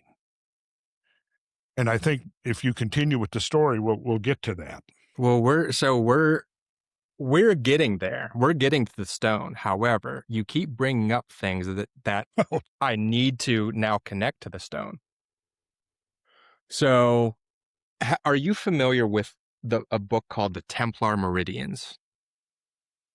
I haven't read it, but I'm familiar. I know the existence of it. The Templar Meridians. Yes. So I really enjoyed it, and I thought it was just like I think it is like a really well written scholarly treatment of this topic. Well referenced. Yeah, and footnotes. One of the things that hit the nail on the head for me was that he includes some speculations and identifies them as such. Like, I'm not putting any money on this, but I wouldn't be surprised if this, and this. He would not be surprised if Sir Henry Sinclair, who was the greatest navigator of his time, he would not be surprised if he and his group made it from New England to a number of places, but one of the places that he identifies is the Allegheny River. You make it to the Allegheny River, Randall, you're making it to the point. Yep. You're making it to the point. And if you make it to the point, you realize that the point is a gateway. It is if you make it to the point, you can make you can make it out west. You can make it to the Gulf of Mexico or the Gulf of America, whatever you'd like to call it. It opens up the whole mid-range of the continent from that right there. Yes. The confluence of the Allegheny and the Monongahela, and then it becomes the Ohio. And yes, that becomes a main artery of everything. From the founding of America, going back to the native peoples and coming all the way down to the arrival of the Europeans, and essentially core, fundamental to the building of the American empire. Hold on one second. I want to grab a book. Okay. All right. Too many books. You can never have too many books. That's my philosophy of life. Unless you're trying to find one, then it becomes a needle in a haystack. You're trying to find that one special book that you know it's on some shelf somewhere. Yeah. So, all right. So, just like a few little nuggets I was picking up as I was going along. Frick Park, there's two like main hills. They're just like, really big. One of them is called Clayton Hill. Clayton Hill was like the initial purchase that Henry Clay Frick made of land that would eventually become Frick Park. Clayton Hill used to be called Guns Hill, Gunn. And that doesn't necessarily mean anything, but James Gunn is one of the legendary Templars that was supposed to be present in New England. Um, so I thought that was interesting. Okay, there's a reference that I can connect. As I learn more, it turns out that at the top of, like, right next to Guns Hill, there used to be a pond there that has since been filled in. It was called Bruce's Pond. So there's another big Scottish name that any, Templar would be familiar with. And I listened to, I watched a lot of and read a lot of Scott Walter and, the Templar Meridians, and just really enjoyed going down that rabbit hole. And there are some really interesting, I have, in 1910, the Freemasons in Pittsburgh wrote a history of Freemasonry in Pittsburgh. And, in that I found, some of the initial uh, Masons and some of their tombstones. And one of them it included the flag that was the flag for Sir Henry Sinclair. And I think that is the flag that it's the flag for one of the Native American tribes. I think that maybe the Narragansetts. Okay. So that was on one of the first Freemasons in Pittsburgh's tombstone, that flag. I was like, okay, this is interesting, or maybe it could be nothing, because, maybe they're just making references to, the old Templars, whatever. I had, at this point, Randall, all I thought, I had already found the stone. All right. I was not investigating this situation as anything necessarily directly connected to the Templars. I was picking up enough, Frick was a Templar, modern Templar, and, a Freemason. So to that extent, I understood that the Templarism was connected. I was not at all imagining a direct connection between what is theorized as happening as the Templars in America with what I was doing here. I did not imagine such a connection. But what I did do was I was very much investigating every Frick Park and everything around it, including CMU, including Pitt. There are a number of properties, Randall, that for years I had pinpointed and said, that is way out of place. I need to talk to these property owners at some point. So a couple of years ago, this is after I found the stone already. I had finally gotten around to going to one of these properties, and it was after court. I had a suit on. I looked approachable. Now, are these properties, are they on the market? Or No, private. they're held privately, they're not on the market. And how did you homes. how These are did you homes. identify these They properties? looked different. They looked different. They Okay. did not look like the other homes around them, and that's where I see. We're talking about the architecture on the property was unique in some way, and that drew your attention. Okay, got it. So as Okay. I'm, this whole treasure hunt is realistically based off of lies and misrepresentations and things that stand out. So as I see these places, I'm like, I'm going to have to investigate this at some point. Now, out of respect and friendship, I will not say who these people are or where I found them, Sure. because they are normal people. They are not involved in anything, any conspiracies or anything like that.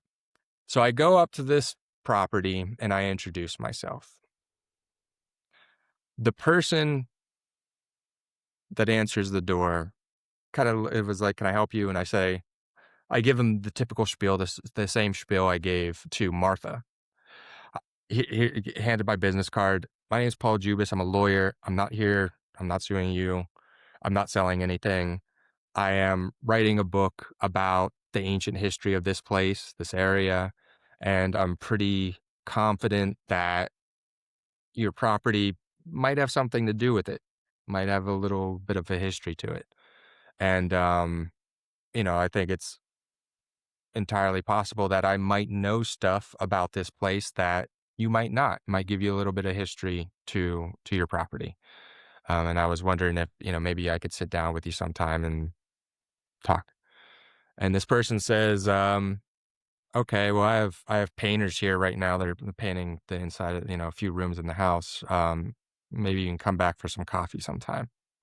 Like, all right, great. You exchange information. And, I think it was that weekend I went and I enjoyed some coffee with them. Now, Randall, I have had some success in my law practice. I've had some good victories. I think that ultimately my what I've relied on most has been my ability to read people. Mm-hmm. I would consider myself adept at it.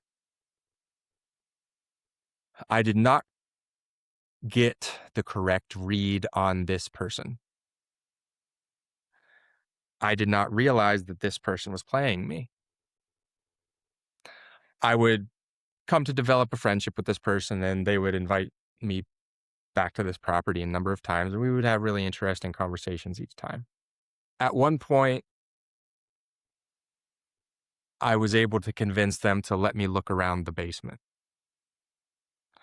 And they were like, well, I mean, it's packed, but if you want to, you can. I also have a bit of a nose for finding clues. And pretty quickly, I zeroed in on a very old, barely visible, highly eroded, hand painted coat of arms.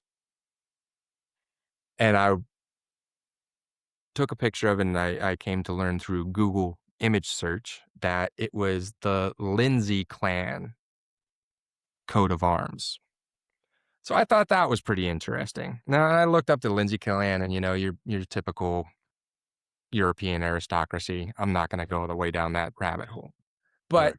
it was enough for me to find this old faded coat of arms and to think like, I'm onto something. There's something here.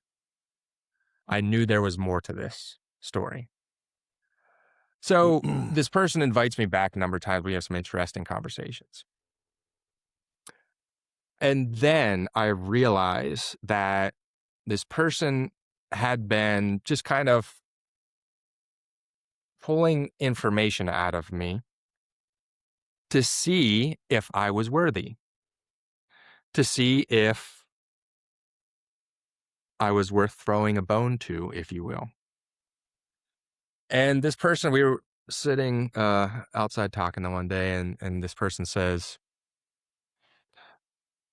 I have something for you. And this person goes and comes back with this book. This book is called The Forefathers and Families of Certain Settlers in Western Pennsylvania. My God. So I was like, oh, cool. Like, this is like right up my alley. This is the stuff that I'm researching. And I'm leafing through it. And then this person was like, turn to the back. It's a genealogy. And I'll give you, it begins. Let's go to the very beginning. We have Charles Martel in the very early going. We have Charlemagne, Emperor of the West. And we go down further. Where is it? Somewhere in here. I guess I don't have it highlighted. Is Sir Henry Sinclair. Well, that's quite a prestigious list. And then we go all the way down to a number of the family members of families that live right around Frick Park. Now, I would come to learn that some of these family members were extensively studying the Holy Grail. So, mind you, before that, I had already become convinced that I had found the Holy Grail on Cowboy Hill. I was not at all interested or anywhere near theorizing that the Sinclair bloodline was here protecting it. It wasn't until I was handed this book and saw this genealogy and the names and realized that that family is surrounding Cowboy Hill. And they also happen to have an obsession with the Holy Grail. What? They also happen to have an obsession with the Holy With the Grail. Holy Grail. Uh-huh. So I said all that to just say, basically, like, I was not looking for the Templars in America. I was not looking for the Sinclair bloodline. I just so happened to stumble into one of their houses. When the house was built, or who the architect was? That's an interesting question. I don't want to. We'll talk about that more, Okay. and we'll have a much more interesting conversation off the record about it. Okay. So that's part of this whole story. A very pleasant surprise. Now, you had mentioned, so that's the Templar connection, the Scottish connection. Mm-hmm. Now, before we get to the stone, you mentioned something else, the south of France. I know you mentioned the southwest of France, but also south of France. Well, South yeah, of France. my explorations and researches took me all across the south of France. So Rennes-le-Château, I'm sure has Which one? Rennes-le-Château. I'm sure that at some point has garnered your attention. Yes, I did spend some time there. Okay. So if I recall correctly, Rennes-le-Château, Bérenger Saunier began his mysterious work at Rennes-le-Château in the mid 1890s, if I'm recalling correctly. That sounds about the right time frame. At that same time, at Rennes-le-Bain, Mm-hmm. there was an abbey named Henri Boudet, Mm-hmm. who was close with Saunier, and Boudet wrote a very mysterious book, and I think it was called something like the True Celtic Language and the Stone Circles of Rennes-le-Bain, something like that. Uh-huh. And he wrote that, and it's about place names. It's about a bunch of the place names and the significance of the place names in, their particular area of southern France. Right. So Asmodeus, the king of the demons, is mentioned a lot. Mm-hmm. Hercules and Pyrenees is mentioned a lot. But it's an extremely occult book with, that is pretty much referenced in those circles that are interested in studying the south of France and the occult layers of it. They refer to Boudet's book as just like this kind of like extremely interesting and mysterious tome that hasn't been cracked. So Boudet is writing this book at the exact same time that Bérenger Saunier is following through with his very controversial updates to his church. Let's rewind to 1890. In Henry Clay Frick's house, Andrew Mellon, who is 25 at the time, they are best friends. He walks into Henry Clay Frick's house. He walks up to Frick's library. Frick has a bunch of books spread across a table. Now, the reason that Mellon is entering Frick's library is because they are about to go on an adventure in Europe. Not coincidentally, Henry Clay Frick had just become a master mason. Mm-hmm. And Frick was manically showing Mellon some stuff in some books that they are going to look for in their European adventure. Now, mind you, this is 1890. Now, these men kept a really incredible correspondence, and they maintained their writings. You know, there's an entire library. There's an archive full of all the correspondence they kept, not just among themselves, but just they kept everything that they wrote down on paper. They understood how important they were going to be, I guess you could say. And what we know about these guys is we know that, one, extremely brilliant men. Two, arguably extremely corrupt men. They knew how to keep certain details out of their correspondence. These were men that were smart enough to not get themselves in trouble with what they were writing to each other. Don't put it in writing. Yeah. So they knew how to keep things off of their letters to each other. Not only that, but we also know that they would frequently write in code to each other, including Carnegie. In fact, that, you know, when you look at some of the more controversial business decisions that Henry Clay Frick made when he was writing to Carnegie, the money man, he was writing in code. They would write in code to each other.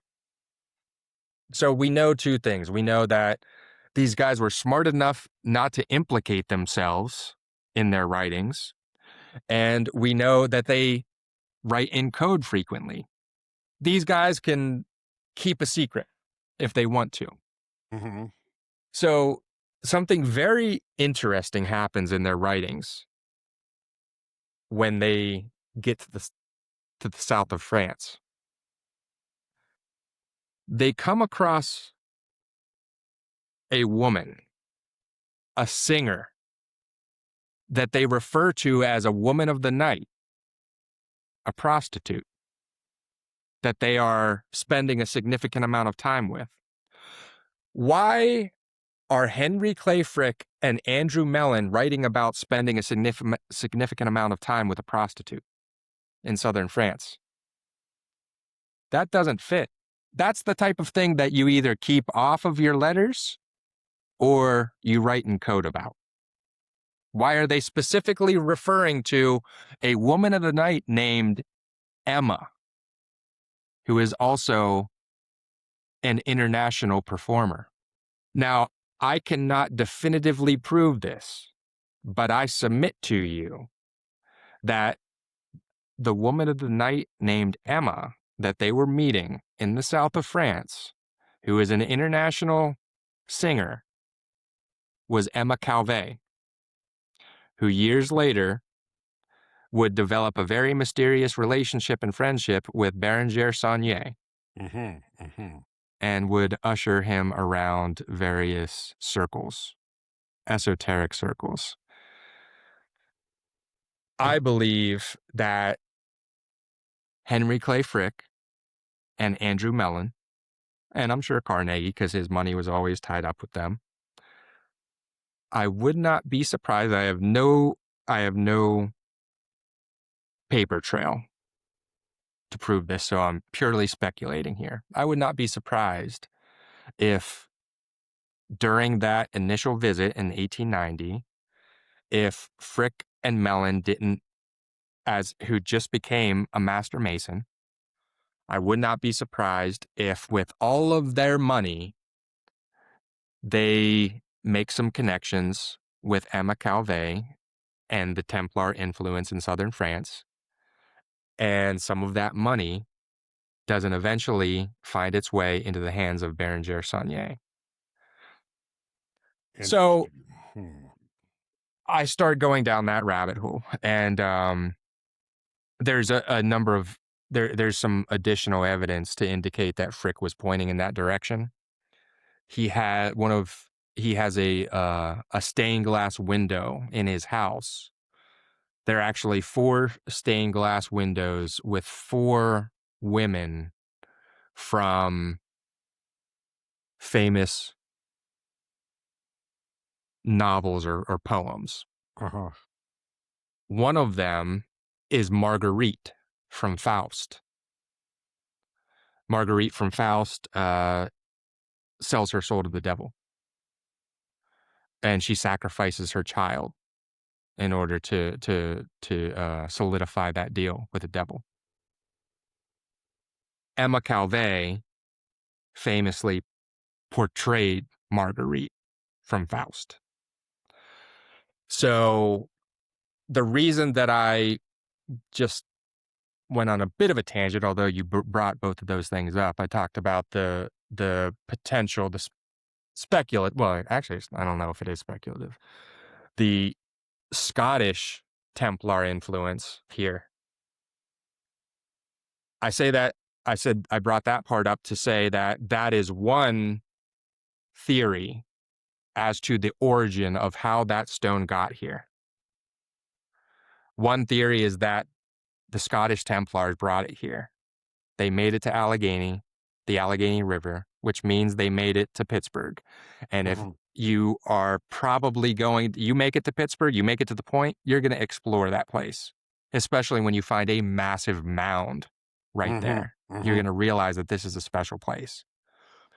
And the more that you investigate the Monongahela and the Allegheny, you are going to find the 9 Mile Run, which means that you are going to find Frick Park. You are going to find the most unique geological feature in Pittsburgh. So that is one possibility for how the stone makes it here. The second possibility, and there's a number of options here, but one of the other possibilities that I think is that Henry Clay Frick brought it back from southern France with him and creates a red herring with his money. So they create, and the pure speculation here, they create everything that happened in Rennes-le-Château with their money as a diversion, as a means of it. Basically, like, look here, we're going to put a big bright light saying, look, right above the door, it doesn't say this place is terrible. As soon as you walk through the door of Rennes-le-Château, who are you greeted by? Asmodeus. It's a former parish, a Catholic parish, I believe, that is now turned into a heretical church. So it's a big blaring, look here. Yeah. Look here. But that does not appear to be how this game is played. If they're telling you, hey, look here, come here, this is where you should look, is that where you should look? Because it seems like all the clues are hidden or are fabrications. So, what happens, fast forward into World War II, what happens when the Nazis are looking for the Holy Grail? They go to the Pyrenees. They go to Rennes-le-Château. I wonder if that wasn't the point. If that was a well-executed plan. Can I do a quick share screen here? Please do.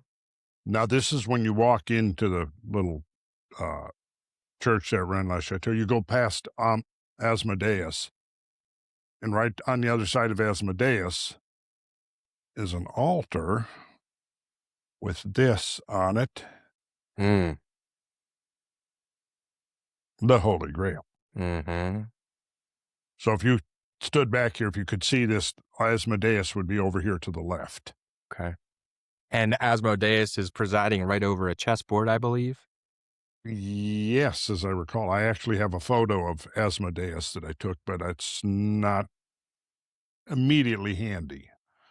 I And can also, I have some as well. I don't have them immediate handle either. But if I recall correctly, Asmodeus is conspicuously missing his trident. okay, maybe so. I believe that he's like, his hand is like that, Mhm, and the mhm. devil is missing his trident. So now I think we have gotten enough exposition here. We can finally dive into the stone. Um, so I go and I find this stone, and I don't know how well this is gonna to work. We'll see. Are you able to see that pretty well? Yeah, I can see that, but you know what? I think that before we get into the climax of this, I'd like to take a very quick break. Take your time. I will be right back. I get to Cowboy Hill. It takes a grand total of 5 minutes to find the stone because it is literally in the middle of the field, wide out in the open, as you should expect. I came to realize, like, it's not. Of course, they wouldn't hide it, in somewhere that was really difficult to find. Of course, they would hide it right out in the middle for anybody to walk over or sled ride over, which happens all the time. Uh-huh. So, now I did not initially, what I initially thought was that I found a really cool stone with a really cool petroglyph on it.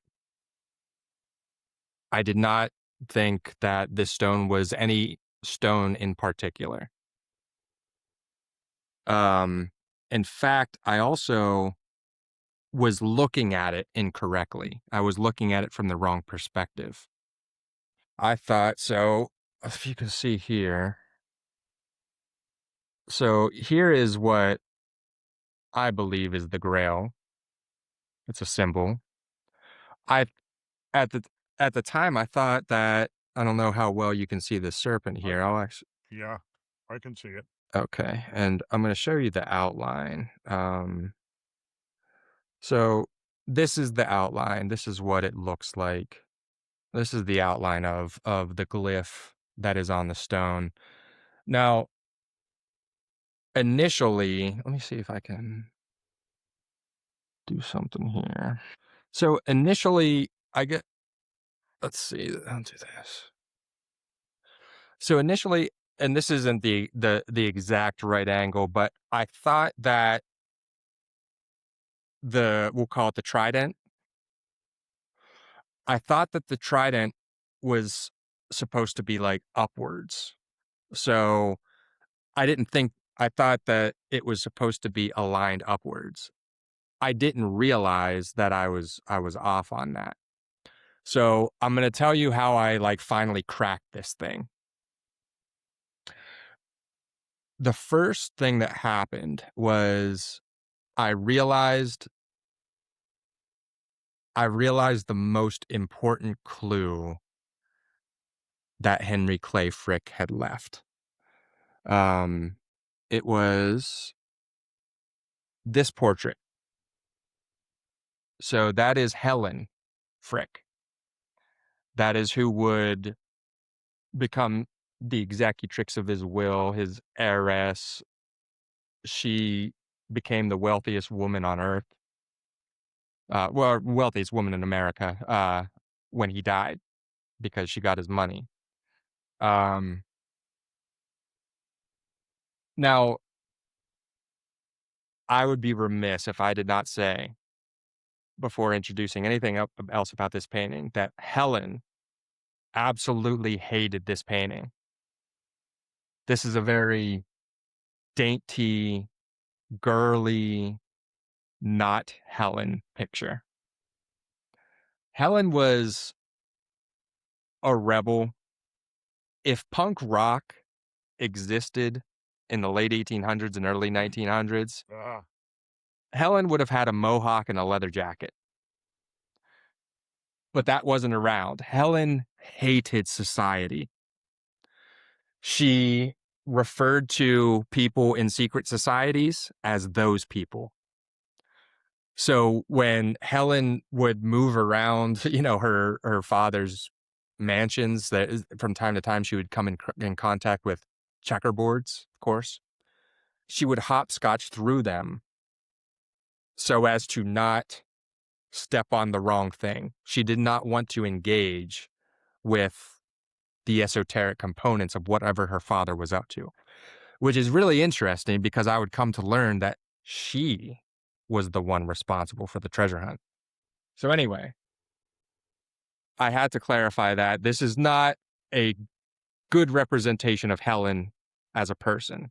However, this is the most important clue because what Frick had this painted for him. What I finally realized was that she perfectly fits a Vesica Pisces. It's the divine feminine. So I realized that, and we can go through the geometry. I have it, the geometry of it overlaid on top of her. And without specifically showing it right now, the geometry itself will suffice it to say that this pinch with her, that would be her left hand, and you see that she's pinching a ribbon. When you overlay the Vesica Pisces over this image, she is pinching the exact spot where the Vesica Pisces, the square root of 3, and the square root of 2 intersect at the middle. So she is pinching a very specific spot in a Vesica Pisces. So I realized that within the same 24 hours that I decided to do something with the stone. So what I had done with the stone up until this point was I had taken pictures of it. What I had not done was I had not measured it. So realistically, what I had been doing this whole time was I've just been documenting. I realized that initially I found some really interesting Native American artifacts, you can call them, that haven't been documented. So I was working on documenting it. And as I'm, coming across clues, I'm finding this really interesting treasure hunt that I'm documenting. So, I eventually find this stone, I find this petroglyph on it, and I'm documenting it, and I realize I haven't taken the measurements yet. So I go to Cowboy Hill and I start measuring it. And I pretty quickly realized that I was able to, let's see here. I was able to take my ruler and make a perfectly straight line going from the very tip of the serpent's tail. The straight line went through where its coils come to a confluence in the middle, and the straight line went to the top of the serpent or the dragon's horn. And that's when I realized that I was like, oh my God, I've been looking at this the wrong way. There's an orientation to this. And that's when I pulled out my phone, I pulled out the compass app, and I realized that straight line was perfectly due east. So we have some archaeoastronomy going on. And at that point, I realized that I was looking at that from the wrong orientation, and that this thing was also pointing perfectly due east, which meant that this part was pointing south and north. And we have, a 45-degree angle right there. And right away, I was like, oh my God, this is a ruler. This is a compass and a ruler. So I started, first I drew an outline around them. And then I drew a Vesica Pisces. around the serpent. And I was like, oh shit, we're onto something here. And then I realized that the square root of 3 perfectly bisects the middle and the tip of the tail. So let's keep going here. This is where we will get into like the actual geometry of it. So here we have the outline, and we'll start. There's the Vesca, Huh? square root of 3. Here's where we get into the rectangle and where we start seeing the interaction between the ruler and these geometric formations. And then I realized that I could flip because we're working within a Vesca Pisces. Mm-hmm. I could flip the dragon. And if I flip the dragon, then I would have to flip the trident as well. Mm-hmm. And I started realizing that I was getting some really interesting mirror images here. So I just kept on flipping the dragon and getting more mirror images to the point where I had Mm. 8 tridents. Mm-hmm. So let's take a step back, and I started using this thing as a ruler. I started actually just taking a straight line and placing it right against this thing as from different angles as though it was a ruler. And I realized that it was just perfectly hugging the Vesca Pisces when you would use it as a ruler, when you would use these Mm-hmm. tridents as a ruler. So I started following those lines and seeing where they would take me. And we're going to, let's keep going. Here we go. So I'm removing the serpent now to make this easy to visualize, but keeping in mind the same geometry. Mm-hmm. I'm not adding anything. Anybody can do this. Anybody can use these things as rulers. This is nothing profound. Mm-hmm. And what I started to realize was as I'm just drawing the natural lines and diagonals associated with this symbol, I started to think like, oh my God, I see what's happening here. And I started then removing diagonal lines once I couldn't go any further. Your chessboard. Chessboard. Mm-hmm. Which is also the pattern on the floor of Rennes le Chateau. And Asmodeus is also missing his trident. Now, you do know that that figure of the trident is the 15th rune of the Elder Futhark. The Algies. Yes. Yes. Which has some interesting connotations and symbols The and world meaning. tree. The world tree, the connection between the world of the living and the dead, the rainbow bridge. I mean, it's loaded. It is So loaded. so when I realized these alignments, that is when I stopped thinking about this in terms of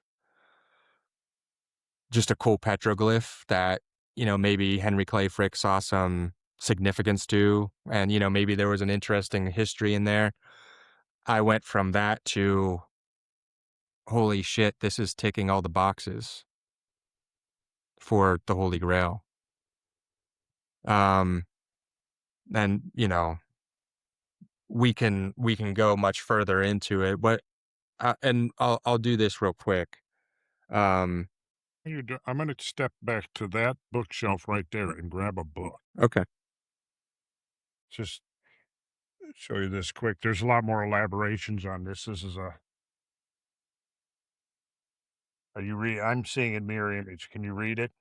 Masonic geometry and symbolism, is that what it says?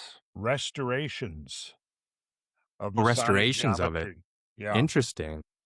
So it shows the hidden geometry of some of particularly the design of the lodge. You might see this one. This is the master's floor. Oh man, do I have something for you. Yeah. It's teed up right now. Okay. You ready for this? I, I hope so. Okay, okay. So getting back to, well, let's call, so I've been referring to these as tridents. Yeah. We can also refer to them as grails or cups. Mm-hmm. All right. Mm-hmm. So we'll just refer to them as cups for the time being.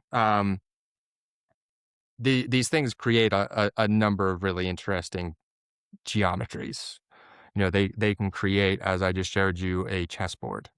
Mm-hmm. They create the eight-sided star. Um, so these cups or these rulers, however you want to refer to them, they are the gift that keeps giving, because there's a lot of dynamism there. You can draw a lot of different lines, a lot of different ways. And here is an example of some of that. So this is precise. I'm not putting anything out of place. I'm just using this thing as a ruler. Very similar to what you had just shown me, right? Mm-hmm. Now, let's get let's make this a little bit more real world. We'll give this a real world application. Okay, and this is actually this is a bit more complex than the one that I just showed you. There's a few more additional geometric layers on this one. Okay, and then here we go. This is we'll bring this into the real world. That Oh. is the Dome of the Rock, a perfect fit. Now, so one of my arguments here is that this is proof of the phenomena underlying the story of the confusion of the languages, the Tower of Babel. So, what I submit, Randall, is that this is the source, and there's obviously I'm not backing up this entire argument right now. I'm just kind of giving you Sure. a a 1,000-foot view of my theory here. I believe that this is the source, the ancient knowledge that has been referred to historically. This stone doesn't necessarily even have to be this stone, because I one of the things that this is possible is that Frick learned this. Mm-hmm. He learned the dynamics, the geometry of that symbol, the glyph, and he had somebody carve it for him. I think that's entirely possible. I'm not saying that this has to be the stone, but Right.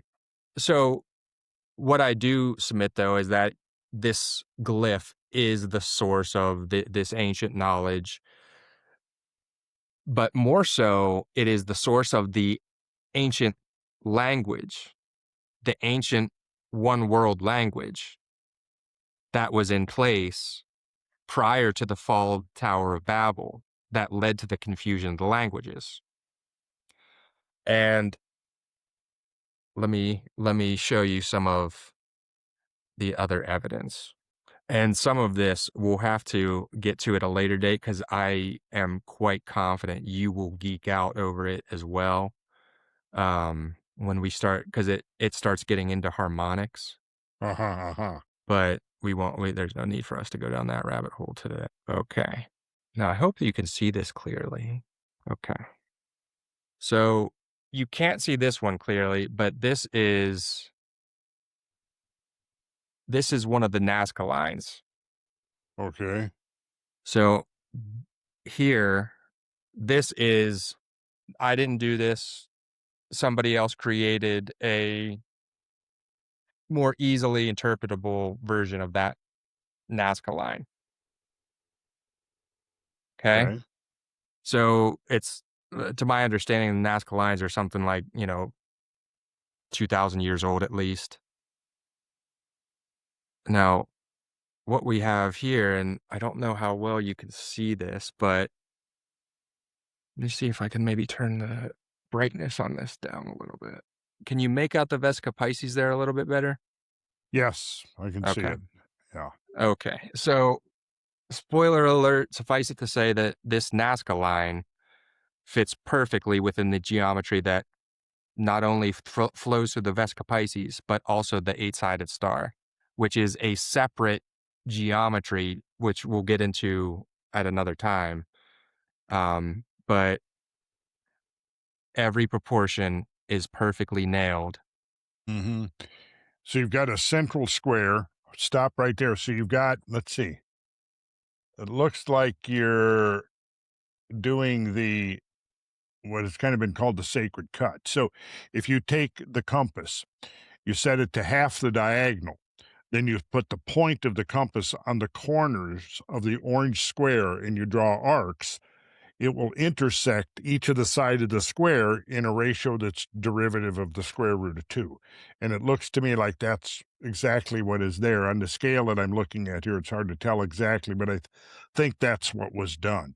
Mm-hmm. And yeah, we just we go through that in my yeah, yeah, and then it's you've got And then here's the square root of 2 in it as well. yes, there it is. And then you've got the double squares. The double squares is what gives you, from which you derive the so-called golden section or divine proportion. And And then do one more real quick. Let's see here if I can find this one. So now we will keep it in the Americas. Says it. There we go.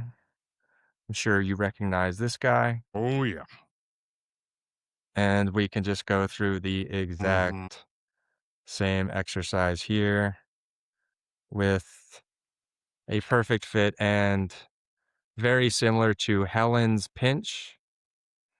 The serpent's tail is perfectly coiled right at the yep. intersection of the square root of 3, 2, and the rectangle. And the tip is just perfectly snug right in there,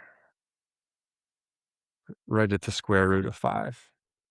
So I showed you serpent mound and I showed you um, the Nazca line right after I showed you Dome of the Rock, because that is a big part of my theory that the ancient Americans were speaking the same language as the ancients in the old world, which technically gives you a one world language. And it could always be rediscovered because the fundamental axioms of geometry are essentially true no matter who you are, what your ethnicity, what your is what your education level is. The diagonal of a square to its side is always going to be the same.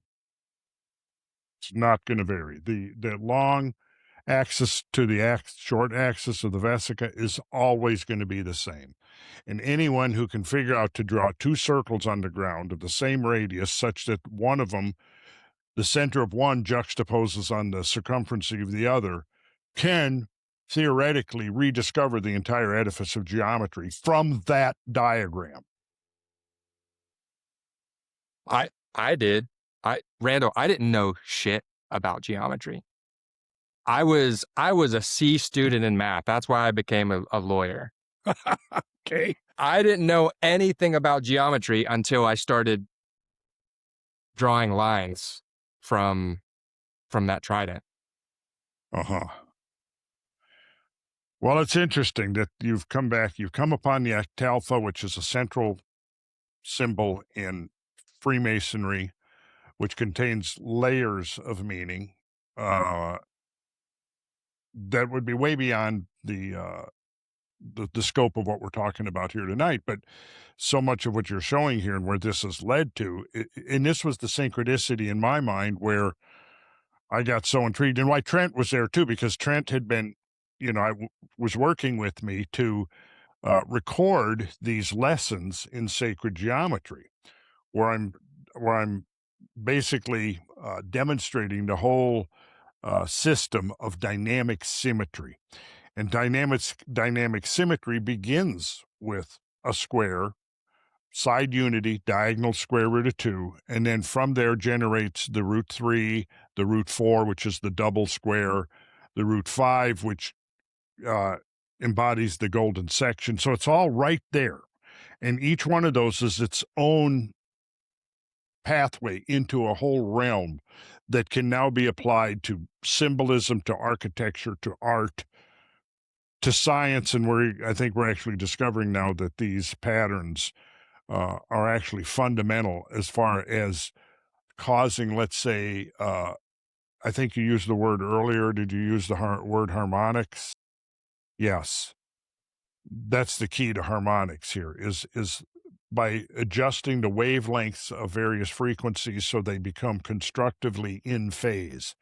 And at that point, you can begin to do work of various kinds, including work on very subtle levels. And this is, I think we're on a verge of a technological revolution right now, where we're suddenly realizing that the fourth state of matter, plasma, is kind of that bridge between the material world that we find ourselves and the spiritual world, if you want to call it that, which is also gated, or the gateway through our own consciousness. And the sacred geometry is an externalization of the geometry of our own consciousness, and it's the geometry of essentially of creation. Life has to utilize certain geometric relations in order to manifest. One of the key ones is the molecular basis of DNA, which is based upon the pentagon and the hexagon uniting in a certain way. And that gives you a molecular structure. And then, of course, that molecular structure is not static, it's dynamic. And as it moves, it essentially rotates and creates a spiral. And I think that you're on with like showing the serpent's tail being a volute. This is the symbolism in Freemasonry of the ionic column. It's the volute that at the top, you see at the of the columns, where you see the what am I trying to say? What's the word I'm looking for? You see the spiral shape, and that's the volute. And this, I think, is a signature of coherent energy, most likely plasma or plasmoids, which are the coherent, self-organized form of plasma that then, I don't even how to say this. In other words, you apply certain frequencies, and those frequencies can be brought into operation through the use of geometry, because you've got angular relationships, you've got length to width ratios, you've got all of these numbers that can emerge from these diagrams, and each of those numbers can represent a frequency. And I was going to pull up something and show you some examples, but I think it's because we're running Riverside, it won't let me open my PowerPoint show. I had a bunch of them open when we started, but I'm trying to open one here to show you some examples, but for whatever reason, it is not opening and it may be because there's an interference with Riverside. I'm not sure. I do have one open though, where we could very quickly go through and people could see that starting of the square. And Masons refer to how meet, how act, and how part. Part upon the square, on the square. So that's a reference that it begins with the square. The octalpha can begin with a square or it can begin with a circle. Let me just do a quick share here. And here's how these relationships are generated. Starting with a simple square, it's diagonal, as that gives you the relationship between the diagonal and the side of the square, which is the square root of 2 to 1. And then from that, you can generate the root 2 rectangle, simply by taking the diagonal of the square as shown here, extending the base like this, and then extending the top like that. And now you can create a rectangle whose long side is to short side the square root of 2 to 1. And then by taking the diagonal of that rectangle, you can simply use the Pythagorean theorem. If you let the short side of the square be unity, then you've got 1 squared is 1. The long side is square root of 2, so you square that. Square root of 2 times square root of 2 is 2. Add those together, you get 3. That gives you the hypotenuse of the triangle, which is the square root of 3. So here's you've got, starting with a square, you've got unity, then you've got the square root of 2, and then you can use that square root of 2. And this was done in ancient building sites. You could use a knotted rope. You could use a chain with a specified number of links in it, as long as the links were cast very uniformly. You could use it, and that was often used as a chain by counting the number of links. So you could lay out a right angle, and actually there was a technique of laying out a right angle.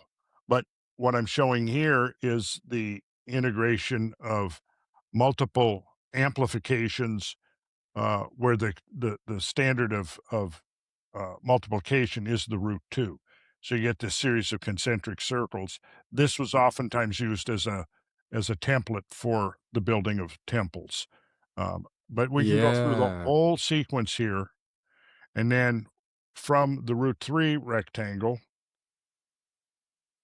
what we can do is we erect a perpendicular to the diagonal, like I'm gonna show here, and with that perpendicular to the diagonal, and I'm using diagonal AC, and from the point here, B, I'm erecting a perpendicular. And what that does is it bisects, this is the root 2 rectangle. It bisects this and creates an exact replica of itself, but in a reduced scale.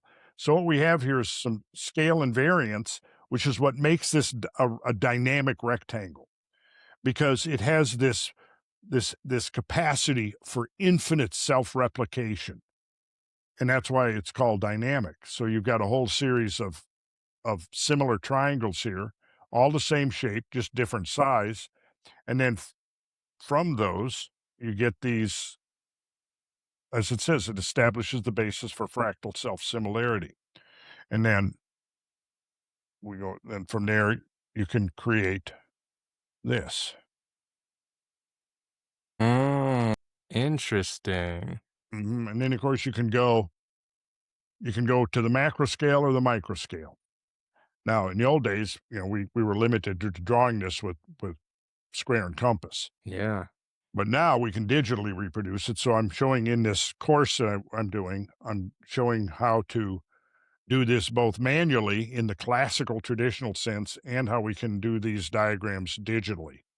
Um, but yeah, then you get your fractal self-similarity in there where you're duplicating, and this will look familiar to you. You see, we've reproduced each of these uh, each of these rectangles here inherit the geometric relations of the whole.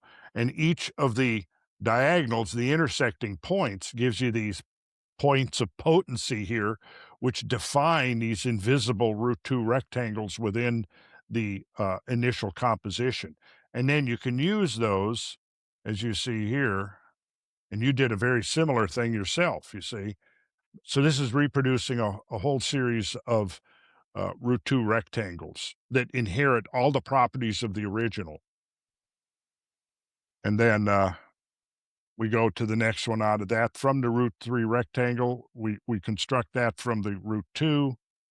And then we discovered that when we put the perpendicular to the diagonal in, where it intersects the opposite side of the rectangle, will exactly produce 3 replicas of itself. Hmm. And so there's 1, there's 2, and there's 3, and those are all root 3 rectangles. So then the properties of the original are carried over into the properties of all of the subdivisions, and there's your fractal self-similarity. And then you can begin to introduce the symmetries, and this is all now based on root 3 geometry. And again, here what you have is a template that was used over and over again to as the basis for sacred structures, for sacred architecture. And then I'm just playing around with showing some of the things that the patterns and the geometries that are hidden. Did you make those? Yeah, Or did oh, wow. yeah. You have, like wow, you must have, like, a really good software program. Well, I did. This is like 10 years old. I'm just using my presentation software, but I've upgraded since then. Got a CAD program now that Oh, cool. I've ramped it up, and I'm turning these geometries into 3D architectural objects. Interesting. Yeah, and then you can see the so-called flower of life. So it's really interesting, and that it what what's strange to me is that, like, I'm following what you're saying. I just my geometric foundation is really just, like I didn't use any compasses, and I didn't use any software. I just took lines and, like, pasted Mhm. them, and I have a lot to learn. Well, I would be more than happy to set up some kind of arrangement and get you the course material, and if you start working through it, I promise you at the end of it, you'll have a pretty good understanding. That's why I make it hands-on. It's not just theoretical. Theoretical, yes, but hands-on. And that's why I'm doing when I originally did this course, it was all traditional, square and compasses, and I provided the handmade special compasses. Um, and I do retreats, and I give people a list of supplies to get so that they could participate, and then I walk them through, starting very simple and getting into more and more complex stuff. Then the next level that we're going to go to is how we transition from a two-dimensional pattern into its three-dimensional counterpart. That's interesting. Yeah, it's very That's interesting. And interesting. then we look at the numbers that are generated through the angular relationships. For example, simplest, pentagon. Each edge has an angular relationship of 108 degrees. 108 degrees times the five corners gives you 540. Then, if you use those pentagons and you draw them in a certain way, you cut it out and you fold them up in a certain way, you're going to have the 12 pentagonal faces of a dodecahedron.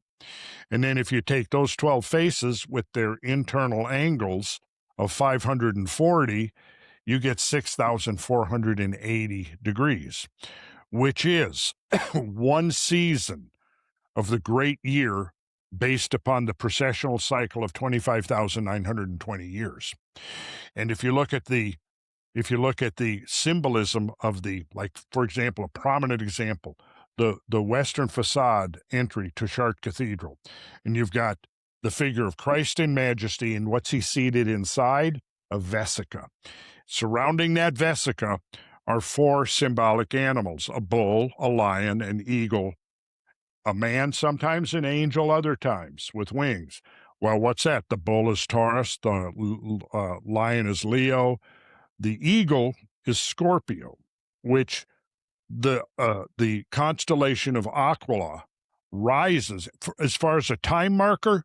They essentially rise at the same time, and the eagle was considered Scorpio was considered to be like a bimodal, or a two had two meanings to it. And one of those was symbolized by the scorpion that crawled on the ground, the other by the eagle that flew in the sky. And then the final one was Aquarius. Now, those are the four fixed signs of the zodiac, so called. And if you go out and you draw a line across the heavens from Taurus from Leo to Aquarius, and then another one from Leo to Aquarius, Taurus to Scorpio, you get the cosmic cross.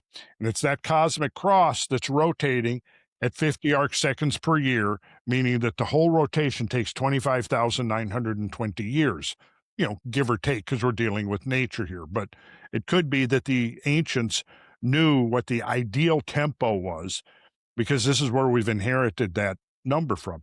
Divide that precessional cycle into the four ages of the world, you get the 6,480 years.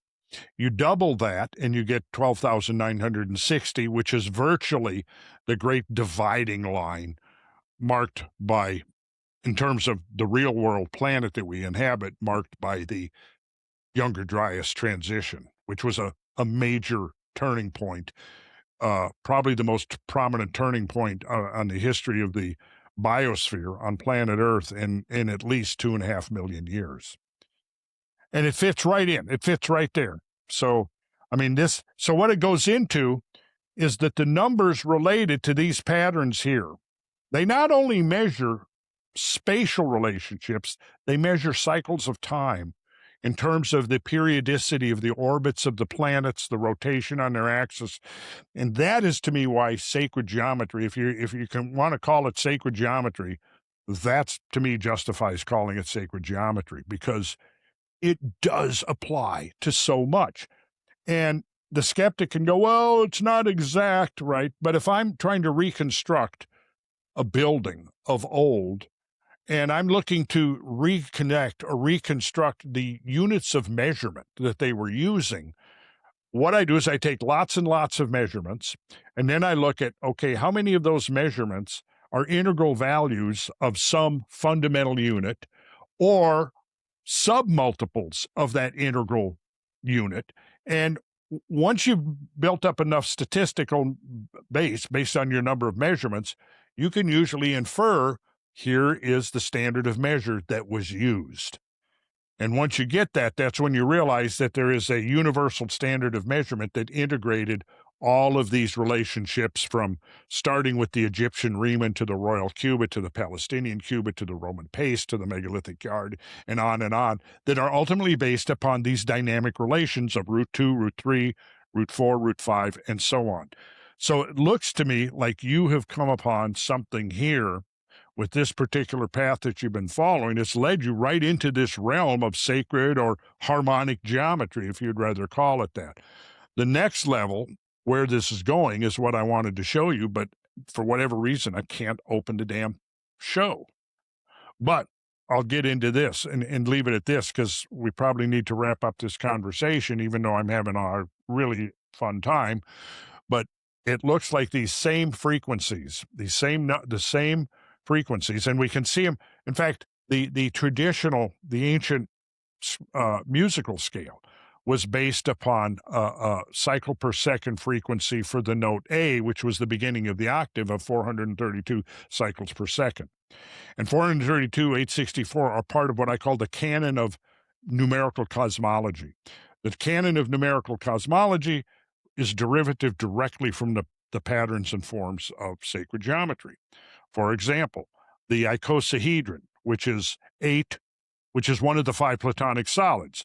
The 8 sides are equilateral triangles, and if you add up the total of the internal angles, you get 1,440 degrees. Well, you mentioned earlier the Bach tune, right? Well, the Bach tune is 144,000 days. That's the Bach tune in the Mayan tradition. Or is it 140? No, it's 144,000 days. I'm quite sure of that. It's definitely the number 144. In the Bible, it is 144,000. And then in the Bible, you've got the 144,000 redeemed of the earth. The rapture. And then you have the wall of the holy city, which is 144 cubits. So these numbers are embedded in the ancient system. But here's the thing. Those numbers, I think, represent frequencies. And when those frequencies are applied to the most subtle state of matter that we know, which is plasma, what happens, and there's experimentation going on right now as we speak, certain frequencies cause incoherent plasmas, which are just disorganized streams of free electrons and free ions flowing. But once that complete rupture occurs between electron and nucleus of an atom, the stronger the bond, the more dense, right? So if you've got solid matter, you've got a very strong bond between electron and nucleus. Liquid, you still have a bond, but it's much weaker. Gas, you still have a bond, but it's very much weaker. But if you pump more energy into that, like into a gas, you get a complete disassociation of electron and nucleus or neutron, And what happens then? It now becomes susceptible to electromagnetic fields. You now apply frequencies to these incoherent, just free streams. They organize themselves spontaneously into geometric forms and begin to transmit energy. Very interesting stuff. So I know even less about harmonics than I do about geometry. And that's really, because one of the things that I've always really enjoyed about this, and really ever since I came across Graham Hancock, I've really been inspired by the idea that there's a lost technology in all of this hiding somewhere. And the technology isn't going to come from the future, it's going to come from the past. And I'm really enjoying this path and learning about these things, the harmonics and where it could go. My God, where it can go is mind-boggling. It is mind-boggling, and no matter how much I study it, I never get to the point where I can feel blasé about it. Yeah. I'm constantly like. Then, when I was in Sedona last month, uh, I witnessed for the first time ever in my life UAPs, which I had never. Nice. Yes, and I don't know if I should get into that story right now, but it made a huge impression on me. Interesting. Yes. Interesting. Well, yeah, let's talk about that next time because I think some of my proof points to you to otherworldly influences, Mhm. which we can talk about another time. But I want to leave you with one thing. I got to get going to bed soon. I've court in the morning. Um, so one of the things that I'm doing in this project is I'm very heavily relying on standing on the shoulders of giants, if you will. So I'm very heavily relying on guardians of the Grail, previous guardians. Because as a guardian of the Grail, you have a responsibility. It's one of the things that I've come to learn. If you are blessed or it's just part of your legacy, maybe you're born into the right family, and you come into knowledge of the Grail, then have a responsibility to pass it on, and whatever medium you can best do it. So what I'm doing in my project is compiling some of the previous, not all of them, but some of the previous, and in particular, some of the previous Guardians of the Grail that haven't really been explored too well. Mhm. So one of them is a contemporary. So I'm going to I know I'm going to finish with this. All right. So, all right. So I submit to you, Randall, that one of the contemporaries is Steven Spielberg, a Oh. modern guardian of the Grail. Now, this scene right here, this is where Indiana Jones is being enlisted into not just the quest for the Holy Grail, but more specifically and immediately for Indiana, our hero, the quest to find his father who has gone missing during his search for the Holy Grail. Mhm, mhm. I remember the movie, yes. And this particular scene, Harrison Ford is standing in front of a painting. And he's standing in front of the painting and he says, "Do you believe the Grail actually exists?" Now, we are going to take this a few steps. Okay. So I don't know how well you could see this, but it's called Leap of Faith, Mm. this painting. And you have three Templars falling through a gap, and you have one Templar making the leap of faith and obtaining the Grail. So Uh-huh. this actually should be, I isolated these here Yep. so you could probably see those a little better. Uh-huh. Now, these form a very definitive outline. You may recognize this. Mhm. It is the exact symbol on that stone. Now, it's not limited to that. This, like I said, this stone forms many geometries, and without getting into all of the geometries, this is how that painting interacts with the square root of 3.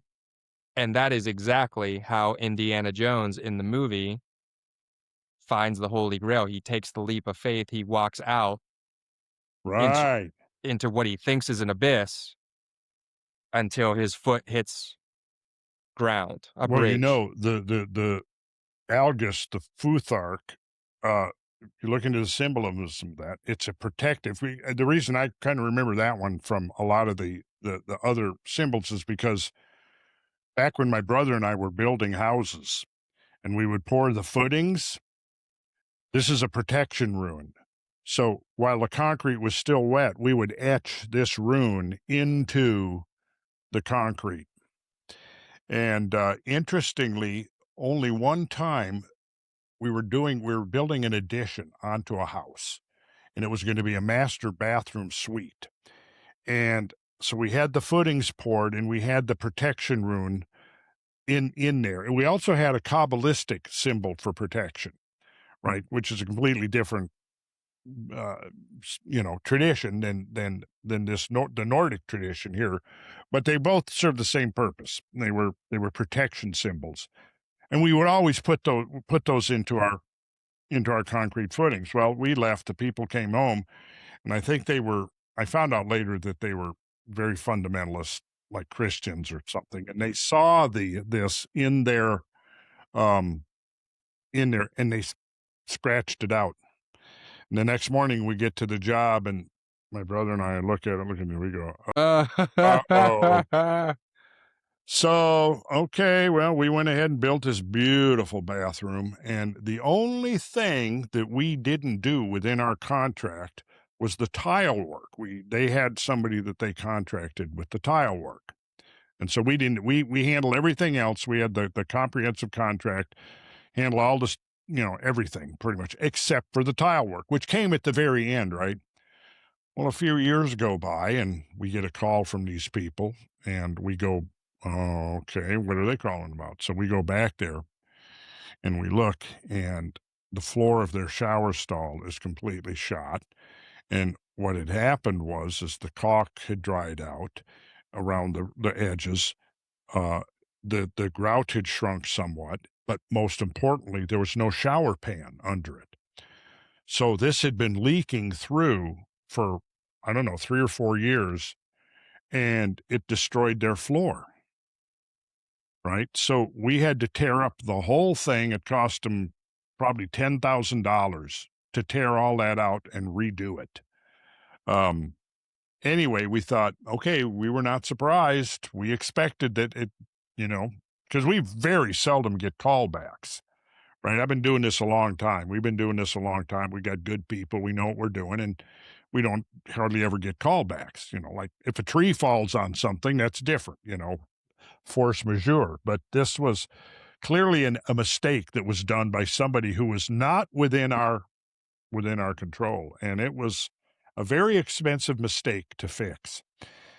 But we did. We fixed it, and I think we probably felt sorry for him, but I never said anything to him. I said, "But you brought a curse on yourself when you went and you scraped out the protection runes that we put in." So, maybe it was just coincidence, but I think not.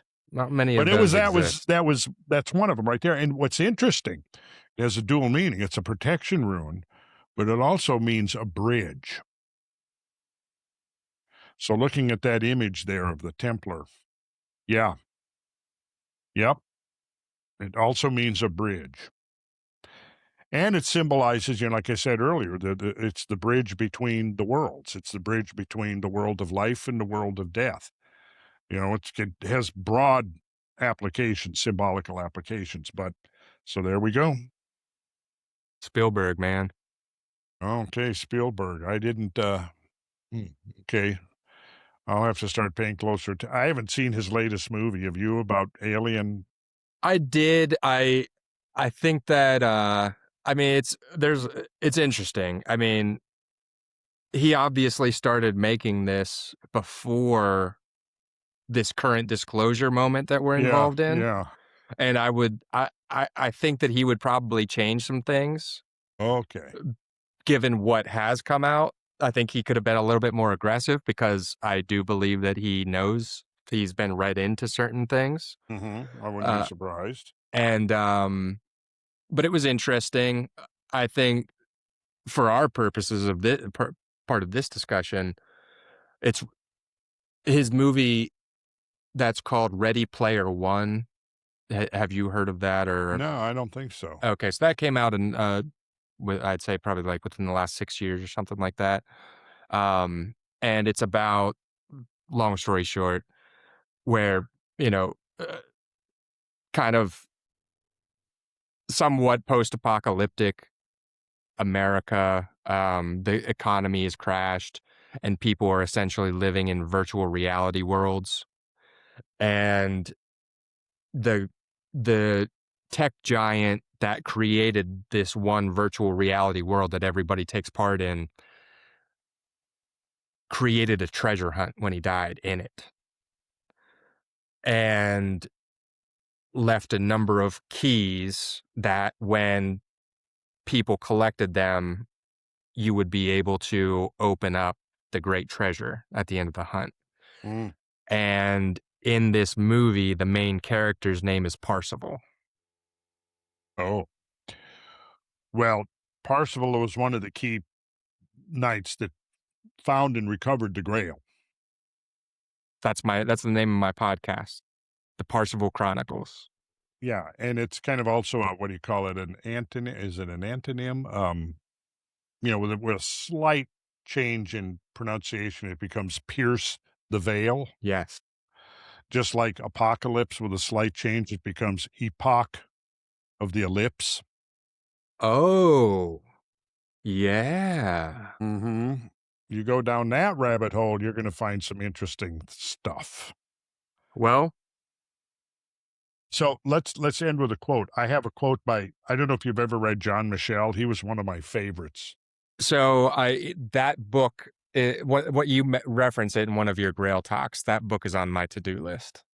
Which one? The Dimensions of Paradise, the View Over Atlantis, the City of Revelation? All of them. All of them. Yes, all of them. But 12 Tribes Nations, that's where these two quotes are from. 12 Tribe Nations and the Science of Enchanting the Landscape. Geomancy? Yeah, absolutely. The Legend of the Grail is the Celtic version, with particular application to Britain, of a universal theme concerning something which has vanished and must be found again or invoked for the redemption of life on earth. And then he follows that up with this quote: in searching for the secrets of ancient enchantment, we are in effect seeking the Grail. For the Grail legend is of a former enchantment, now broken, which will one day be restored. One day the lost Grail will be found again. It is a vessel which gives nourishment. It heals a sick people and transforms their disenchanted country, the wasteland, back into its natural primeval character as the terrestrial paradise.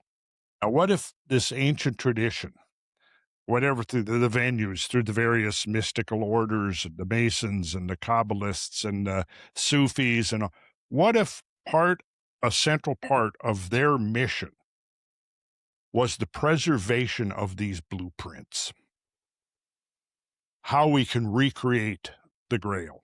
And I think that's what they were doing. I think the Templars were most definitely guardians of the Grail, which didn't necessarily mean that they were guardians of a physical cup, but they were guardians of the knowledge, the wisdom, the science, the technology by which this transformation could be effected.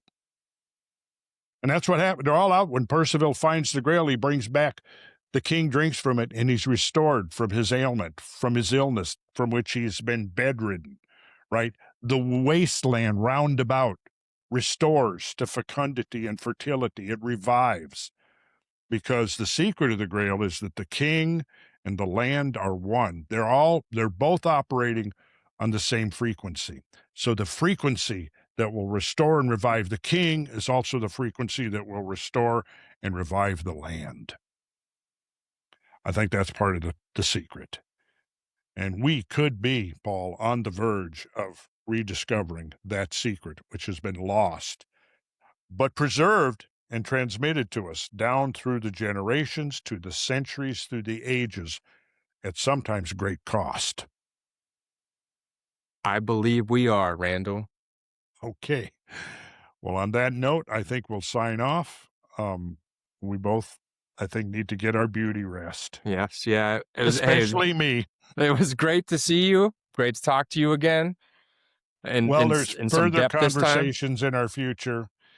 And if you are interested in furthering your hands-on knowledge of sacred geometry, let Trent know, because we're working hand in hand to create this material. Cool. I'm Yeah. down. I'm down. Yeah, All and right. we'll definitely work together more. Looking forward to it. Sounds good. Me too. All right, Randall. Take care. Good night, Paul.